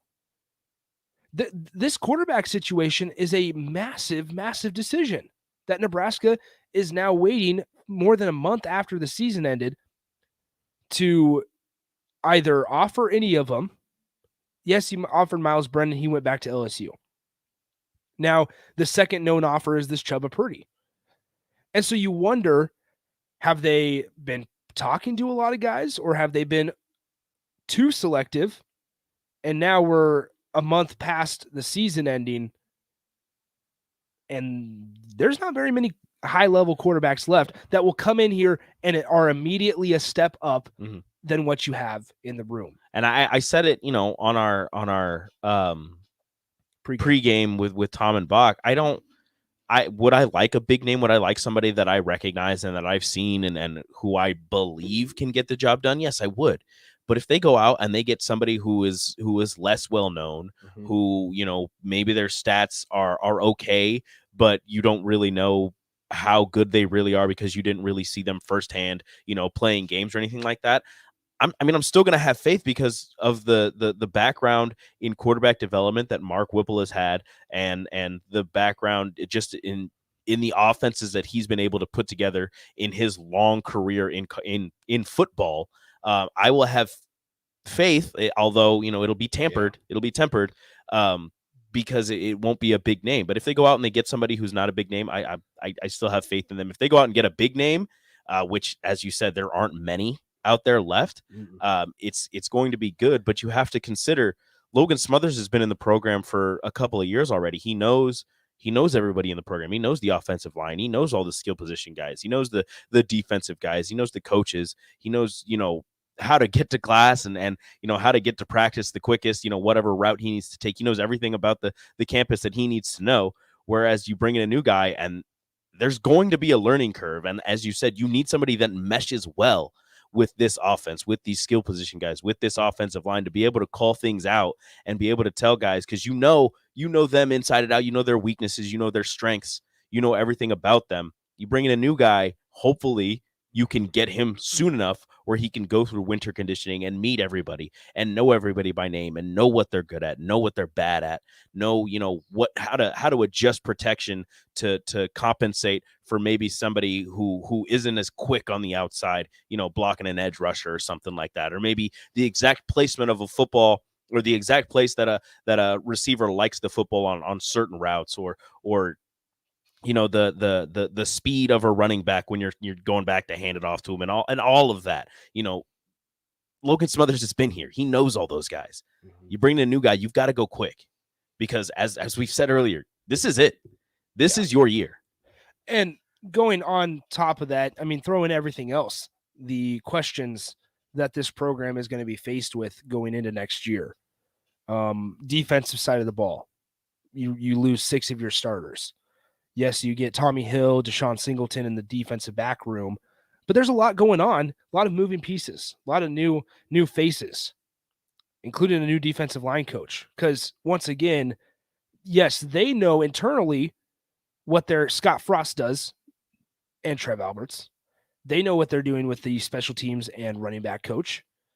Hopefully. They say they do. Okay. But we're yet to hear anything about that. So we don't know how they're handling that. You have new faces in the special teams room at kicker and punter. A lot of new faces. Can the staff identify talent soon enough to get the right guy out there week 1 or week 0, I guess it is, in Ireland? Because you were rotating punters this last season. Yeah. You were rotating punters and kickers. And 2 years ago, or 3 years ago, you were rotating kickers like none other. You were grabbing guys off club soccer teams. You got to get somebody. There has to be some to find success. At some point, they have to find consistency, positive consistency, whether that be in the special teams room, whether that be in the quarterback room. Well, they did have consistency in the quarterback room. A consistent name. Yeah. You have to have consistency on offense. What you want to do, what's your goal? What do you want to accomplish? And without that, the only constant thing that was there last year was that the defense was going to play their hearts out every single game. And that is the main reason why Nebraska found themselves in a lot of the games that they did. And so when you look ahead, then you talk about assessing the staff and whether or not they deserve a 6th year. Man, there's a lot of questions that you can ask. The excuse time has to be up. There cannot be any excuses, because every year you're going to have something you can point to and say, well, this wasn't favorable for them. If this would have been better, if this would have gone differently. It's year 5. It's time to fix those things. When 4 or 5 or years at least have less of them. Yeah. And like I said, the whole now next year, you're going to be able to escape from the whole, well, Adrian Martinez, and it's his first year without Adrian Martinez. We'll see how it is. Now, next year, it's going to be, well, Logan Smothers, this is only his first season starting. Or, well, this was only the first year of Chubba Purdy in this program. We'll see what happens when he gets a second year. When does that stop? And that's not me yelling at this program. That's not what I'm trying to do. I'm genuinely curious and I hope you guys can tell like kind of the passion that I'm saying this with.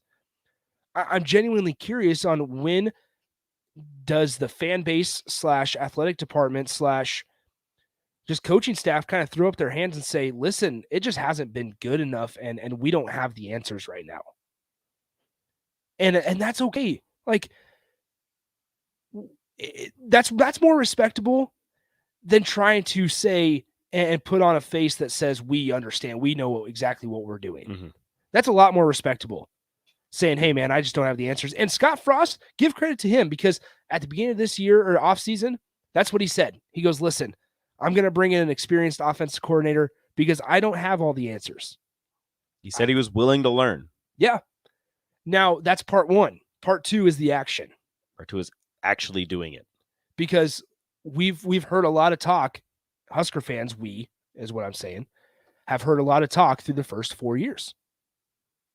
And it has not resulted in wins. And now we can have that conversation again of at some point it's got to stop being about progress.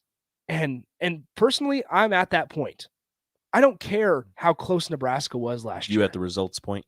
I'm at the results point. And frankly, if it was, we're going to get this on the text line. I already know we're going to get, well, it's the name. And I get that. I understand that's a thing. And that's here in Nebraska. But Husker fans should be at that point too. Enough talk. Show me the action. Show me that you're actually going in there and you're actually, caring about special teams enough to work on it more and get that part of the game right. Yeah. Show me that you're working on the offensive line and willing to slow down the pass rush enough where your quarterback isn't taking so many hits and your quarterback isn't asked to scramble out of the pocket every fifth play. Show me that your receivers have been working and that you're getting the best players out on the field. Show me that the defense is getting better and is posting numbers like they did, last season for a great portion of this season. Show me that you have running backs who you can trust enough to actually hand the ball off to. Show me that you are able to assess talent and identify the best talent in every single room. Now, that's not to say things won't change throughout the season, but in week 0, you should have your best offensive line group out there. It shouldn't take you till week 5 to find the best guy. Mm-hmm. And we get this off the text line from an unnamed texter. The participation trophy crowd doesn't like that take.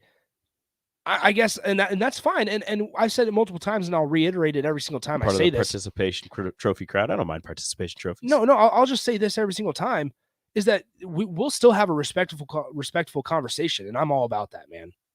I'm all about that. 402-464-5685. You guys know how to interact with the show, and you guys have been great. Let's go ahead and take a phone call before we get to break. We got Husker Fitz 2 on the Honda of Lincoln hotline. What's up, man? How's it going? Hey, going good, guys. Hey, so on your conversation, how long do you think Husker Nation gives Scott Frost with these new changes before they decide if this is going to work? And second part is, if it doesn't, do you think it's fair to cut ties with Scott Frost before the season's over? I'll hang up and listen, guys. Thanks. All right, appreciate it, Husker Fitz. So how long does Husker fans, I want to write these down so I don't forget them. How long did Husker fans give Scott Frost before they decide that it's not going to work? And is it okay to cut ties to during the season before the season ends. is over? All right. Let's talk about those after the break. Yeah. Let's go ahead and take a break. We're a couple minutes behind. That's all good. We'll get to your texts. Texts and calls, feel free. The line is open, 402-464-5685. Let's keep diving into this a little bit deeper next on the Happy Hour. Download our app by searching 93.7 The Ticket in your app store to stay in touch and listen all day long wherever you are. More of the Happy Hour is next on 93.7 The Ticket and theticketfm.com. I was in the middle of the Atlantic Ocean when it happened. There was a sudden jolt and our submarine crashed on the seafloor. We were in total darkness. That's Dr. Dejana Figueroa, a marine biologist and STEM teacher, talking about a deep sea dive she'll never forget. It's funny, when I was a kid, I was afraid of the ocean. And there I was, 2 miles below the surface. But as a scientist, you prepare for that. Using our training and a little creativity, we fixed the sub and finished our experiments. The dive was just too important. Every dive gives us glimpses at things few people ever get to see, glowing creatures, fiery undersea volcanoes. When we got back to the surface, I kissed the ground and called my mom, of course. But you know what? I wouldn't trade that dive for anything. Dr. Figueroa uses her passion for STEM to discover new things and make the world a better place. She can STEM, so can you. Check out She Can STEM for more stories and inspiration. A message from the Ad Council. This is Jay Foreman. I wore gear to protect my health on the football field, and now I'm protecting it with the COVID vaccine. Everyone, even kids 5 years and older, can get the vaccine too. If you've been vaccinated, now you can get your booster shot if you qualify. Stay strong, get vaccinated, and learn more at healthylincoln.org. The Mercado by Certified Piedmontese Beef is Lincoln's newest full-service butcher shop, offering premium fresh-cut steaks and house-made sausages daily from 8 a.m. to 8 p.m. They exclusively carry certified Piedmontese beef raised right here in Nebraska. When shopping at the Mercado, you're not only supporting local, but also enjoying the official beef of Nebraska Athletics. With prime-grade tenderness and unparalleled nutritionals, your backyard barbecue is about to get a serious upgrade. Stop into the Mercado today, located off 84th and Havelock in Lincoln. Hi, I'm Charlie Stone, and in just a few moments, Andy Goodyear, General Manager of Honda of Lincoln, will be joining us with the latest update. But before I bring Andy on, I'd like to tell our listeners about how proud I am to work with Honda of Lincoln. I like the way they provide listeners honest, up-to-date information that helps people make informed decisions about buying or leasing. Hey, Andy, are you with us? Yes, I am, Charlie, and thank you for your comment. Andy, what's happening at Honda of Lincoln? We still have truckloads of new Hondas arriving daily, and there's still more than 500 new Hondas to choose from, either in stock or on the way. Plus, we have 0% APR financing available. How about used, Andy? One of our best selections of all makes and models, and we have a great selection of certified pre-owned Hondas that have special APR starting at 0.99%.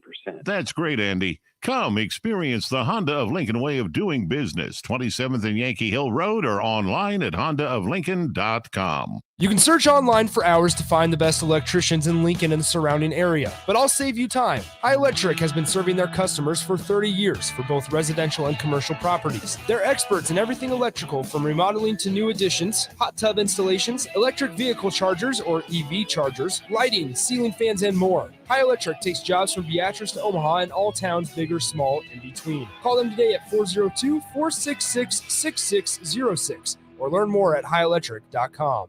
In every office, there's two types of people. There are those who bring in bagels and those who eat the bagels that someone else brought in. Everybody likes the first person. Be that first person. Weekday mornings at 7:30, you have a chance to win a business box of bagels from Bagels & Joe. All you have to do is shut up, Sipple. 2 questions for you, 2 for Sip. Win, and the bagels are yours. Lose, well, you don't want to lose. You lost Monday, you lost Wednesday, you're a loser. Shut up, Sipple. Weekday mornings at 7:30, brought to you by Bagels & Joe. A new Planet Fitness location is open near you. To celebrate, you can join for just $1 down and then $10 a month. We're squeaky clean and ready to welcome you with tons of equipment and plenty of space to spread out. So join the judgment-free zone today. We're ready when you are. Just $1 down, $10 a month. Offer ends soon. Join us today. A brand new Planet Fitness location is now open at 84th and Layton.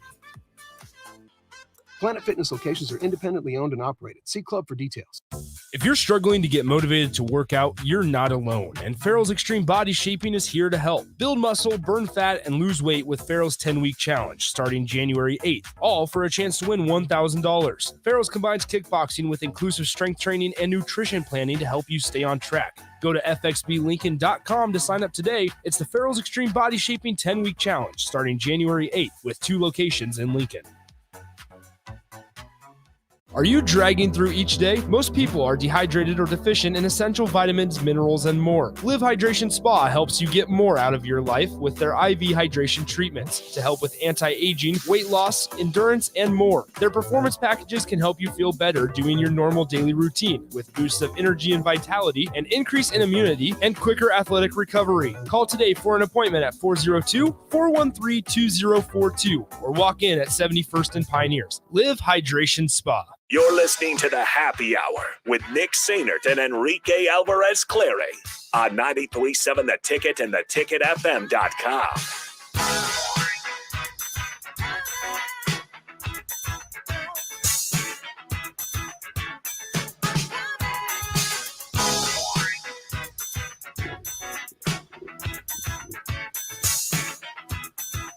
Back here on the Happy Hour, 93.7 The Ticket, theticketfm.com, 402-464-5685, Honda of Lincoln hotline, Starter Heyman text line, Starter Heyman Jewelers video stream, Facebook, Twitch, and YouTube, and then you can find me and Rico on Twitter, Nick_Sainert, and at Radio Rico AC. All right, couple questions that were asked by Husker Fitz 2 before the break. How long does Husker Nation give Scott Frost to figure it out? And is it okay to fire him before the season ends? All right. First one. How long does Husker Nation give Scott Frost? It's pretty simple for me. It's got to be next year for me. Okay. For me. It's got to be next year. And that's not a thing, like going back to what we've said during the season and everything. And I hate that I have to reiterate this, but I want to, because I want to make sure everybody's on the same page. I want Scott Frost to work here so bad. I don't want to go through a coaching change. I don't want to go through that whole, well, we got to give him 3 years to rebuild. I don't want to go through all that. I want Scott Frost to Kirk Ferentz it and stay here forever. But here's the thing. You know, minus all the bad things that Kirk Ferentz did. Yeah. I guess that might have been a bad coach to choose. Mm-hmm. Who's a coach that, you know what? Just continue. I understand what you're saying. Anyway, for me personally, it's got to be next year. And to answer their question, if it's not next year, I don't know. I don't know how long, because at some point you have to put a timetable to it. You have to put a number on it. You have to stop, once again, making it about progress and being close and coming up short in games that you're supposed to win. It's got to stop at some point. At some point, Nebraska is going to have to compete in the Big Ten West, a division that is very easy compared to a lot of other divisions in college football. It's not great. It's very up and down. You win 3 games against Wisconsin, against the group of Wisconsin, Purdue, Iowa, Minnesota, and Northwestern. You win 3 of those 5, and there's a chance that you're going to Indianapolis. Think about that. Where if Alabama would have lost to Auburn in their final game of the season, they're out. They're out of the SEC championship game, I believe. I don't think so. Don't quote me on that. I don't think Either way, it's not a very competitive division in college football. It's definitely not the Big Ten East. No. Definitely not. No. And you could say all you want with, the Big Ten East is at least before this year, the Big Ten East is top heavy, where it's just Ohio State that everybody's kind of Well, Penn State's had their run. I don't know if it's going to continue for them. They seem to be going downhill. Michigan is usually a pretty high contender, but they could never get past the Ohio State. And this year they finally did. They're in the college football playoff. Michigan State is pretty consistent. Well, Michigan State, especially now. Yeah, now Michigan State, because they utilize the transfer portal so well. Once again, also Indiana is heavy in the transfer portal this season. They had a year. Yeah, they had a year, and then I don't want to say came back to earth, but they turned around very quickly from their very successful year. And so for that, I don't know. That's the one confusing thing for me personally, is I don't know how long, if it's not this next year, if Nebraska suffers another 4-win season, another 3-5-win season, and once again, like I said, suffers, because I think that's a good word to describe it as. Mm-hmm. Suffers another 3-4-5-win season. At some point, you have to pull the plug. And I hate that's really not fun to say. And it's not going to be fun next year to do radio shows if Nebraska is suffering a 3-win season.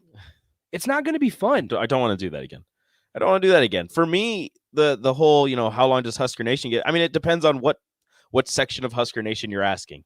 There's a section that believes that this season, with how close they were, he's going to need another year after this because they're replacing a 4-year starting quarterback and they have an entirely new offensive coaching staff. So you're going to need another year after this. And then there's a couple sections, section that wants him gone today.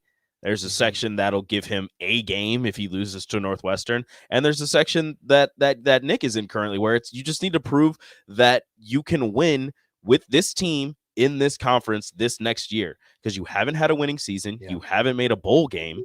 You haven't really done much in the Big Ten West. So if you can go out and you don't have to win the Big Ten West this next year. You don't have to do that. Absolutely not. But what you have to do is be over 500 at the very least. Like the bare minimum for this next season is over 500. And there is that gray area, though, I will say, Rico.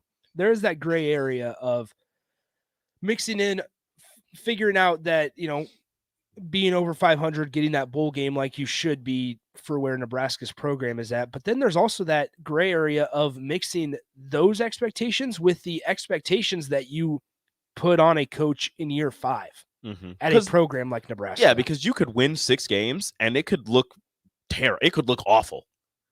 You could win 6 games and they're all close wins, and you could get blown out in 3 of your 6 losses.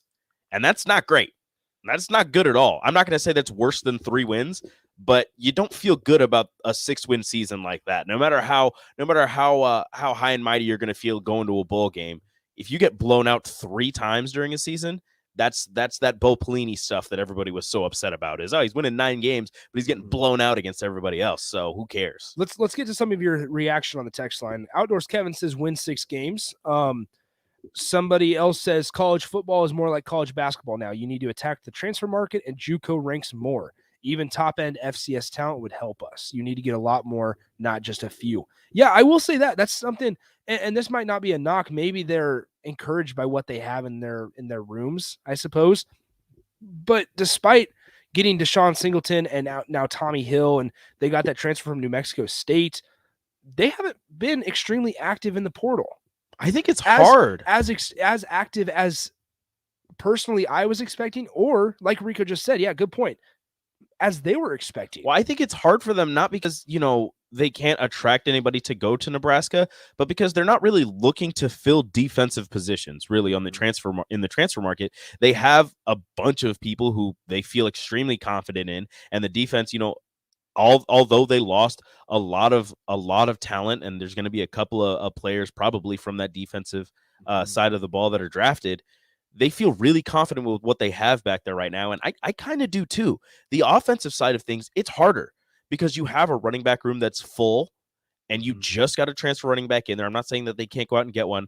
And the wide receiver room is filled with talent. Granted, they went out and got a transfer anyways, but for the skill positions at the very least, it's hard because you don't know who's going to be throwing the ball to them. And I think that's their main concern right now. And I do believe as soon as they have a quarterback and they have the guy that they want, hopefully, they will attack the transfer market for more skill position guys on the offensive side of things, because they'll know who's going to be throwing them the ball. They'll know who's going to hand the ball off to them. And as an offensive lineman, they'll know who they're going to block for. Because right now, I hate saying this because it sounds extremely rude, but I don't know how many top-end transfers are coming to Nebraska to catch the ball from Logan Smothers. And I think he's going to be great. I have to put that caveat in there a lot. I think he's going to be really good. I don't know if that's going to be at Nebraska or somewhere else, but I truly believe Logan Smothers is a good quarterback. Drumstick says this, I just hope, just continuing through your reaction, rapid fire here. Drumstick, I hope Frost just lets Whipple cook. Let him do what he is hired to do. Good point. That's the main skepticism right now. Taylor, the electrical guy. Scott Frost has the first half of the Northwestern game to convince me that he deserves another week, let alone another year. If he continues to disappoint, I think we could part ways with Scott in the middle of a game for all I care. But my opinion doesn't hold much weight to anyone outside my car. Mask Texter says Frost has 3 years to turn it around. In response to that one, here's what I'll say. You have to be really, really careful about how Nebraska navigates this, because you could be sitting, let's say Frost does get another 3 years, and that's fine if he's finding success. But if after year 7, that'd be where after 3 more years would be. After year 7, if Nebraska doesn't have more than 6 wins under Scott Frost in a single season, you have to wonder, has your program taken a step back in those last 7 years? And it's going to be hard to recover from. And did you waste 3 extra years when after year 5 you only had 5 wins? Let's say that. And you still hung around for 2 more years. How much did those 2 extra years hurt your program? Genuine question. Because there's a chance, a very realistic chance, that Nebraska looks back at this. If, let's just say 2 more years. After 6 years of Scott Frost and his staff here, they don't make another bowl game. In the last 6 years, the only program that has the same statistic as you is Kansas.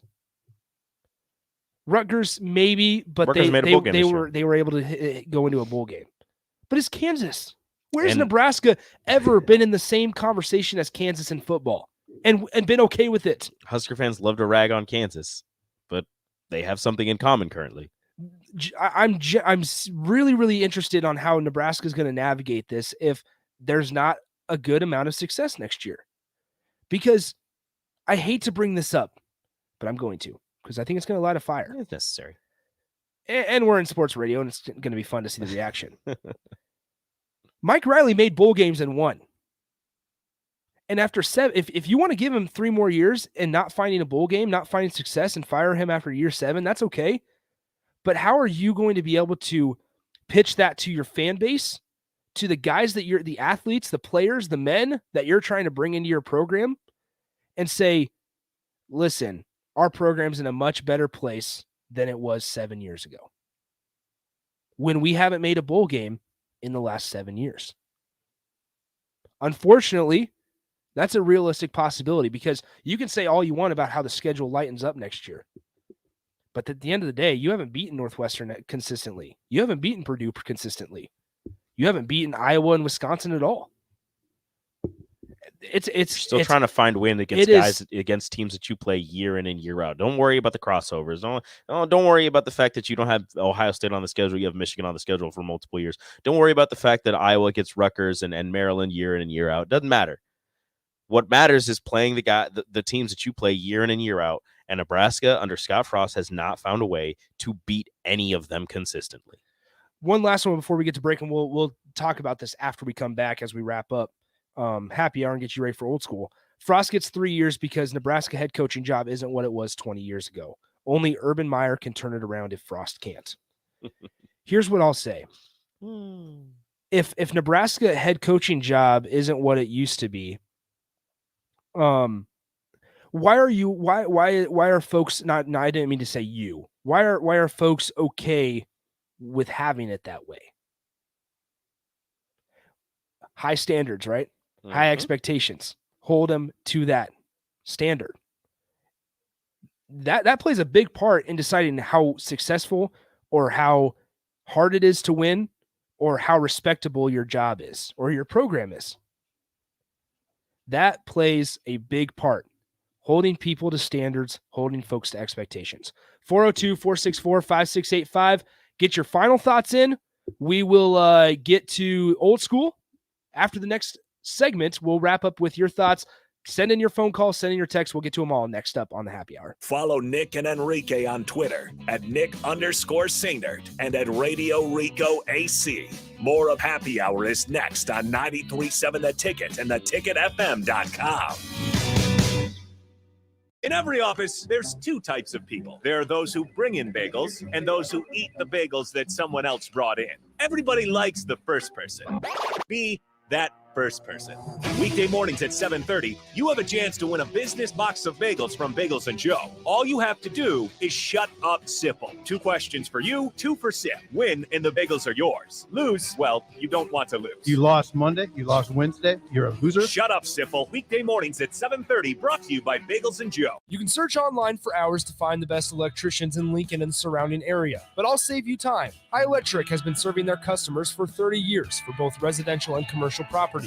They're experts in everything electrical, from remodeling to new additions, hot tub installations, electric vehicle chargers or EV chargers, lighting, ceiling fans, and more. High Electric takes jobs from Beatrice to Omaha and all towns, big or small, in between. Call them today at 402-466-6606 or learn more at highelectric.com. Hey, buying a used vehicle sucks, and the biggest problem is who can you trust? Hey, this is Carl from Price Right Auto out here at West O Street in Lincoln. Here's what customers have told us they want from us. They want transparent pricing with no games. We have all of our pricing on our website, plus a Carfax report. We don't want to buy a lemon. We include a 3-month warranty on all of our vehicles. We don't want to play games. Just make it simple. You saw that with non-commissioned salespeople. Can you trust us? Just check out our Google reviews. Again, this is Carl from Price Right Auto in West O. Check us out at PriceRightAuto.com. At Supreme Spa and Pool, Christmas is here. Give a little cheer. Luxury hot tubs in stock. Don't forget our cash and carry hot tubs also in stock from $29.99. The Stealth Semi In-Ground Pool from $79.99. Also in-ground pools from $29.99. Don't wait until next year for above ground pools. Christmas is here. Give a little cheer. Supreme Spa and Pool.com. I was in the middle of the Atlantic Ocean when it happened. There was a sudden jolt and our submarine crashed on the seafloor. We were in total darkness. That's Dr. Dejana Figueroa, a marine biologist and STEM teacher, talking about a deep sea dive she'll never forget. It's funny, when I was a kid, I was afraid of the ocean. And there I was, 2 miles below the surface. But as a scientist, you prepare for that. Using our training and a little creativity, we fixed the sub and finished our experiments. The dive was just too important. Every dive gives us glimpses at things few people ever get to see. Glowing creatures, fiery undersea volcanoes. When we got back to the surface, I kissed the ground and called my mom, of course. But you know what? I wouldn't trade that dive for anything. Dr. Figueroa uses her passion for STEM to discover new things and make the world a better place. She can STEM, so can you. Check out She Can STEM for more stories and inspiration. A message from the Ad Council. The Mercado by Certified Piedmontese Beef is Lincoln's newest full-service butcher shop, offering premium fresh-cut steaks and house-made sausages daily from 8 a.m. to 8 p.m. They exclusively carry certified Piedmontese beef raised right here in Nebraska. When shopping at the Mercado, you're not only supporting local, but also enjoying the official beef of Nebraska Athletics. With prime-grade tenderness and unparalleled nutritionals, your backyard barbecue is about to get a serious upgrade. Stop into the Mercado today, located off 84th and Havelock in Lincoln. Hi, I'm Jay Foreman. When I played football for Nebraska and the NFL, I wore lots of protective gear to safeguard my health. I'm still protecting my health, as well as my family, friends, and community, because I got my COVID vaccine. And now, even kids 5 years and older can be vaccinated. If you've been vaccinated, get your booster shot if you qualify. It's free, it's safe, and it protects all of us. Suit up against COVID. Find out more at healthylincoln.org. You're listening to the Happy Hour with Nick Sainert and Enrique Alvarez Clary on 93.7 The Ticket and theticketfm.com.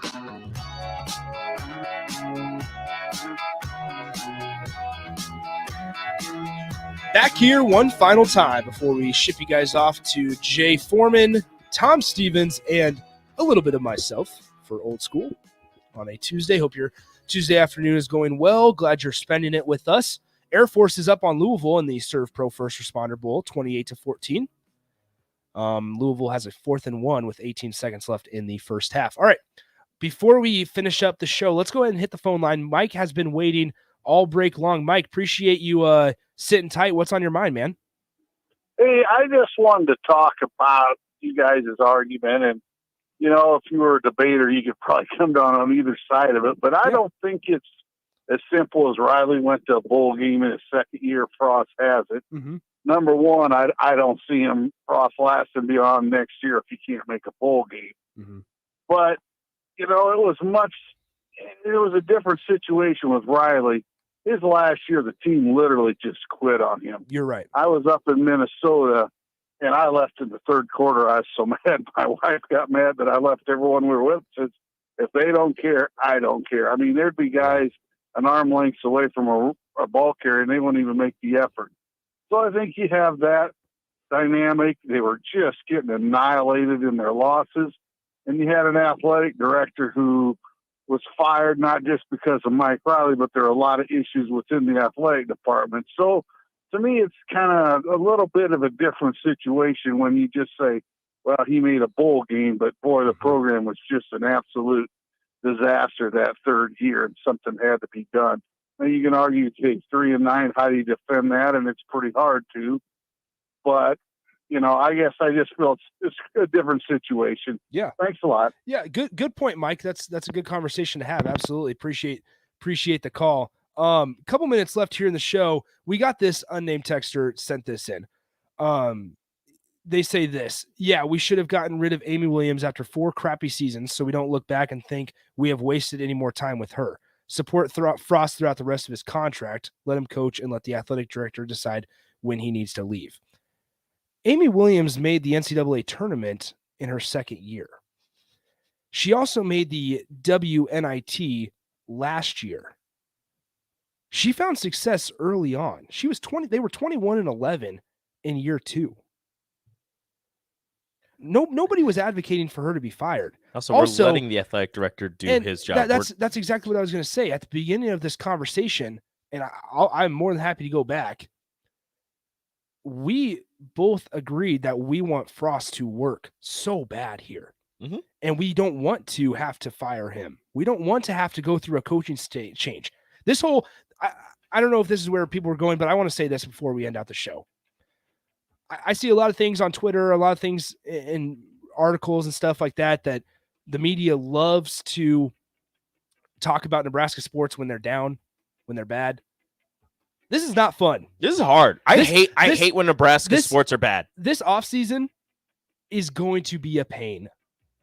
Did you do people not realize how much more fun it is to talk about, like when the volleyball team is in the NCAA tournament, which they are every year? They're in the Final Four. That's so much fun to talk about. The women's basketball team is undefeated. It's so much fun, and it's easier to talk about a good team than it is to talk about a bad team.